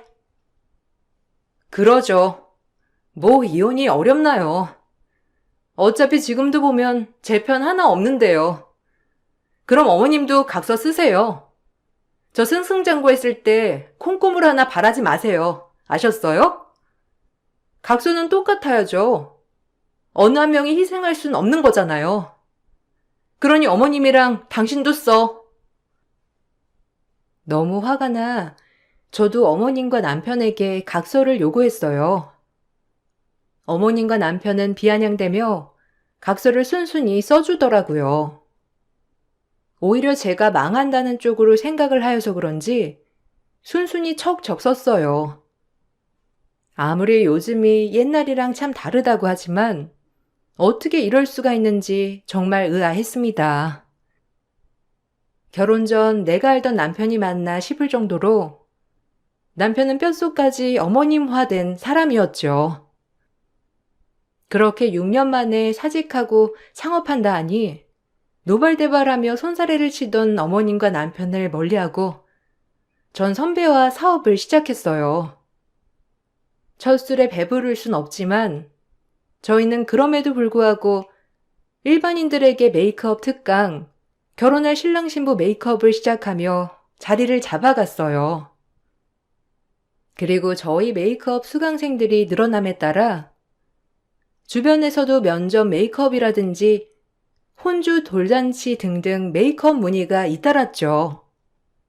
역시나 제 실력대로 성공할 줄은 알았지만 값진 결과로 짧은 시간 내에 성공을 하게 되었답니다. 우리가 잘 될 줄 알았다니까. 덕분이야. 네가 손도 빠르고 손님들도 많이 받을 수 있어서 그런 것 같아. 우리 다음 달에 수강생 더 늘어가지고 이대로만 가면 진짜 2호점 내는 것도 시간 문제야. 어쨌든 아직 몇 달밖에 안 됐지만 너무 수고했어. 에이, 선배랑 같이 하는 거니까 더 잘 된 거죠. 오히려 시너지 효과가 난 것 같아요. 고마워요, 선배. 우리 더 잘해봐요. 같이 일하는 동업자도 너무 좋았고, 선배 말대로 처음에 둘이 시작한 뷰티 토털숍이었지만, 이제는 헤어 파트 따로, 패션 파트 따로 해서 점차 매장이 커졌어요. 저희는 연 1년 만에 각자 연수익 8억 정도를 거두게 되었죠.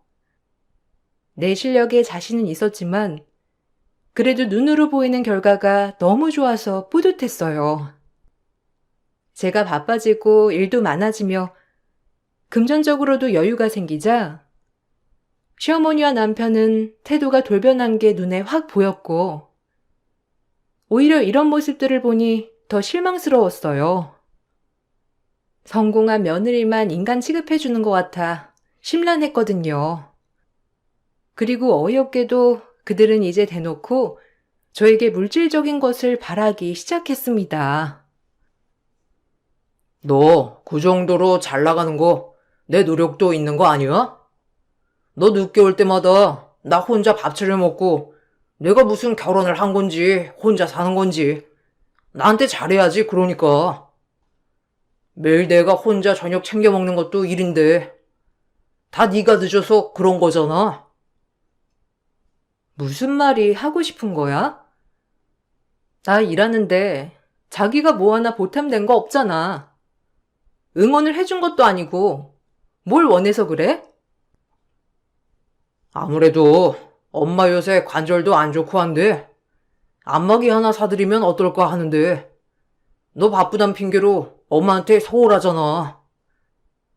내가 나가서 일하는데 어머님이랑 당신 뭐 하나 달가워하며 응원해 준 적 있어? 지금 갑자기 이러는 이유가 뭔데? 부부끼리 꼭 그래야겠어? 그건 너 걱정돼서 말린 거였지. 너 잘못되라고 했겠냐? 이번 엄마 생신 때 안마기 해드리고 싶으니까 협조해. 돈은 네가 더 잘 벌잖아. 그 정도 여유 되는 거 아니까 준비 좀 해줘. 엄마 은근 기대하고 계시니까. 당신이 벌어서 해줘야지. 난 며느리일 뿐이고 어머님 맨날 말씀하시잖아. 난 남이라고. 그러니까 당신이 알아서 준비해. 남편 말에 코웃음이 나왔고 전 묵살해 버렸어요. 내가 누구 좋으라고 안마기까지 대령해야 하나 싶었고 사업을 시작 전에도 제 모습을 창피하던 시어머니 그리고 사업을 하면서도 절대 손 벌리지 말라고 본인 아들 돈 1원도 못 쓰게 할 거라고 으름장을 놓은 시어머니를 생각하면 정말 저 역시도 단돈 1원도 쓰고 싶지 않았어요. 그렇게 시어머니 생신이 돌아왔고 전 어머님 생신 선물로 30만 원의 현금을 준비하여 드렸습니다. 제 선물을 받고 시어머니는 안색이 급격히 어두워지며 화를 내더라고요. 솔직히 30만 원도 정말 큰 인심을 쓴 것이었거든요. 시어머니는 결혼할 때부터 지금까지 저에게 10원 한 장 쓰신 분이 아니었어요. 받아서가 맛이 아니라 저조차 무시하는 사람인데 이런 사람에게 30만 원도 전 가분하다고 생각했기 때문이에요.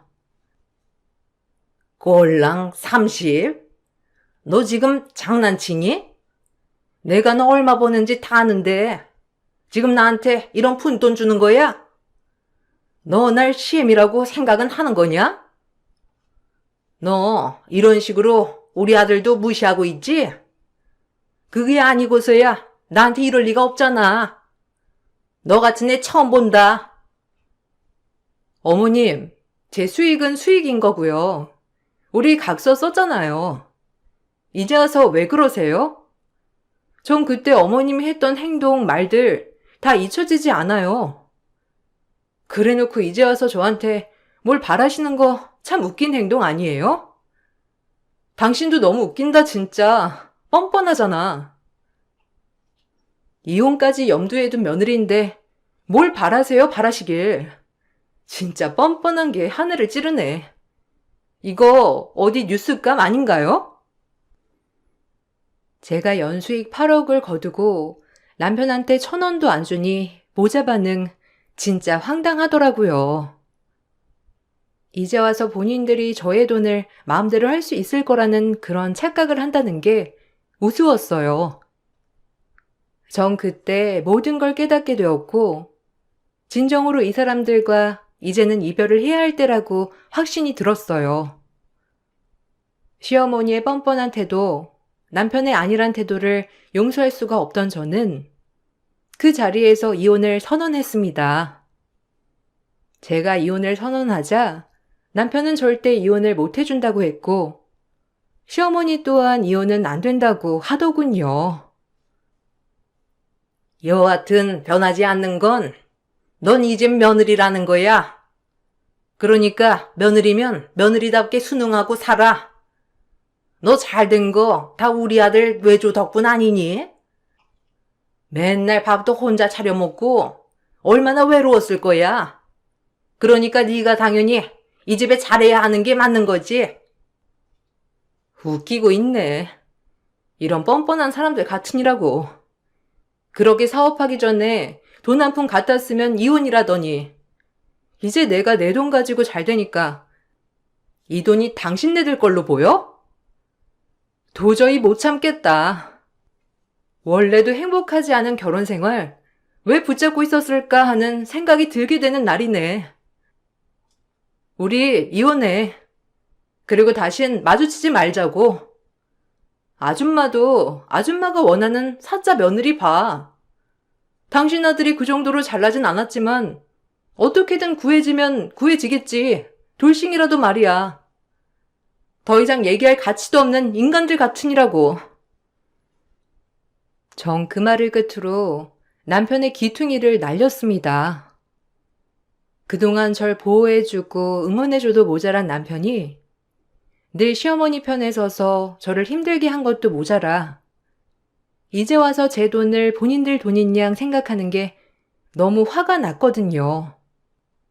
제가 남편에게 귀퉁이를 날리자 시어머니는 충격에 길길이 날뛰기 시작했고 남편도 처음 맞아보는 뺨에 어리둥절해 하더니 헛소리를 했어요. 뭐? 이혼? 누구 맘대로 이혼이야? 너 지금 돈 좀 벌었다고 혼자만 잘 살겠다는 거야? 절대 안 되지 그건. 어딜 빠져나가? 남의 집 귀한 아들 감히 뺨을 올려붙여? 이혼도 안 되고 너 당장 무릎 꿇고 우리 아들한테 사과해.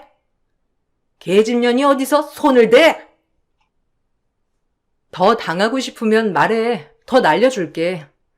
아주 보자 하니까 날 보자기로 봤지? 가만 안 둬. 당신 날리려다 참은 거니까 입 조심해. 아, 기가 막혀. 너 원래 이렇게 무식한 애였냐? 그동안 이런 무식한 본능 숨기고 있던 거였어? 진짜 소름 돋는다. 그리고 이제 혼자 잘 살겠다고 지금 이혼한다는 거야? 절대 안 돼. 이혼 같은 소리 안 해. 내가 순순히 해줄 것 같아? 절대 안 해줘. 내 눈앞에 부귀영화가 펼쳐지려고 하는데 내가 누구 좋으라고 이혼을 해줘? 절대 안 해주지. 이혼 생각 있거든. 위자료 내놔야 할 거야. 꼴값들 싸고 있네. 둘 다 정신머리가 어떻게 된 게 분명해. 이제 와서 내 돈을 본인들 돈처럼 쓰겠다는 못된 심보 절대 못 보지. 전 너무 어처구니가 없었고 결국엔 이혼을 위해 소송을 걸어야 했습니다. 끝까지 이혼을 못 해주겠다는 남편에게 결국 전 소송을 걸 수밖에 없었고 그 전에 시어머니의 들었던 무시와 거짓말까지 증거로 제출을 했고 제가 사업 전 쓴 각서까지 증거자료로 제출했어요. 이 각서를 제가 혹시 몰라 변호사 공증까지 받아놓은 상태였는데 이게 정말 큰 빛을 발했어요. 결혼 전 시어머니가 쓰라고 한 각서 자체가 망했을 때 이혼을 하라는 것이었기 때문에 법원에선 이 자료 자체가 저희 이혼을 염두에 두고 있다는 걸 빌미로 들고 오히려 쉽게 이혼이 성사될 수 있었다고 했죠. 남편은 어디서 들었는지 이혼을 할 거면 재산 분할까지 해달라며 요구를 했지만 정말 웃기게도 제가 시작한 사업자의 대표자 명은 선배 언니의 이름으로 되어 있었기 때문에 학원에 대한 지분 즉 이 부분에 있어 재산 분할할 건더기는 없었어요. 정말 얼마나 다행이던지 그동안 제가 받은 무시와 멸시, 각서까지 증거로 채택되어 이혼 소송은 마무리가 되었습니다. 함께 살고 있던 집도 전세였고 전세보증금 또한 남편과 저의 돈 반반이었기에 이 부분에 있어서는 깔끔히 5대5로 나누게 되어 있었죠. 일이 끝나고 저희는 이혼을 하게 되었고 남편은 저에게 단 한 푼도 받지 못하게 되었어요. 법정을 나와서 한다는 소리가 웃음이 빵 터지더라고요. 네가 이렇게 잘 될 줄 알았으면 진작 응원해주고 잘해줄걸. 난 엄마 말만 듣고 미안했다. 그리고 잘 살아. 너만 연락 없이 지내면 잘 살 거야. 엄마 말만 들어서 이렇게 된 게 아니라 네 천성부터가 넌 너네 엄마랑 똑같았던 거야. 정상이었으면 너희 엄마한테 뭐라고 했겠지. 안 그러니? 이제 와서 착한 척 우아 떨지 마. 이미 너한테 모든 실망 다 했으니까. 그래도 너 처음에 사랑한 건 사실이었어. 그냥 엄마가 절대 여자한테 돈 뜯기면 안 된다고 해가지고 그랬던 거야. 네가 똑같은 천성이었으니 그 말을 들은 거겠지. 나한테 피해자 코스프레 하지 마. 어쨌든 너도 똑같은 인간이니까. 남편은 아무 말도 없었어요. 그리고 시어머니는 저한테서 단 한 푼도 가져오지 못했다는 소리에 제 영업장에 찾아와 저 때문에 아들이 호라비가 됐다며 책임지라고 뻔뻔하게 소리를 쳤죠. 참 황당했지만 이것 또한 더 이상 신랑이 하고 싶지 않아 바로 경찰에 신고를 냈고 고성방가죄로 고소를 했습니다. 결국 시어머니는 벌금을 내야 했고 접근 금지 신청까지 진행했어요. 네가 날 신고해? 우리 아들 호라비 맞는 것도 모자라서 아주 우리 집안을 쑥대밭으로 만들겠다는 심산이구나. 마음대로 생각하셔. 당신 욕심이 화를 부른 거지. 그 덕분에 당신 아들이 호라비가 된 거고 콩 심은데 콩 난다는 말이 여기서 나온 말이야. 그 애미의 그 아들이라고. 내가 눈이 삐었지. 이런 남자인 줄 모르고 일찍 결혼을 해서 내 신생만 망치려 들었으니. 부디 반성하고 벌금 잘 내고 앞으로 얼굴 보는 일 없이 각자 살자고요. 아줌마 따위한테 뭘 기대를 바랬다고. 그럼 이만. 야, 너 가만 안 둘 거야? 우리 아들 이혼남 만든 거 너 가만 안 둬. 네가 혼자 잘 된 거 같지? 다 우리 덕이라고. 시어머니는 끝까지 본인들 잘못을 인정하지 않았어요. 그냥 그렇게 살아온 사람이니 평생 남의 탓만 하면서 살라고 생각했어요. 짧다면 짧은 세월, 이런 집에 시집가 왜 굳이 스트레스를 받았나 하는 생각도 문득 들지만 오히려 제가 더 발전할 수 있는 계기가 되었던 것 같아요. 오기와 기상으로 사업도 시작하고 악착같이 성공한 모습을 보여주기 위해 많이 노력했거든요. 모든 게 거저 얻는 게 없다는 말이 정말 사실인 것 같은 요즘입니다. 그리고 너무 행복한 요즘이기도 하고요. 거울을 보며 늘 외쳐요. 정말 잘 살고 있다. 앞으로도 더 잘할 거다. 이런 믿음을 제 얼굴을 보며 늘 외친답니다. 제 자신이 절 믿어야 할 것 같아서 말이죠. 지금은 저희 영업장이 3호점까지 있습니다. 1, 2호점은 선배 명의지만 2호 후 3호점은 제 이름으로 낸 영업장이요. 그렇게 무시하고 멸시하던 메이크업 아티스트라는 직업을 가지고 이 자리까지 올 수 있었다는 게 제 자신이 참 기특하고 대견한 것 같아요. 이 글을 쓰면서 또 한 번 느끼게 되는 건데 앞으로도 현실에 안주하지 말고 더더욱 진취적으로 살아야겠다고 다짐을 해 봅니다. 여러분들 날씨가 더운데 더위 조심하시고 좋은 하루 보내세요. 감사합니다.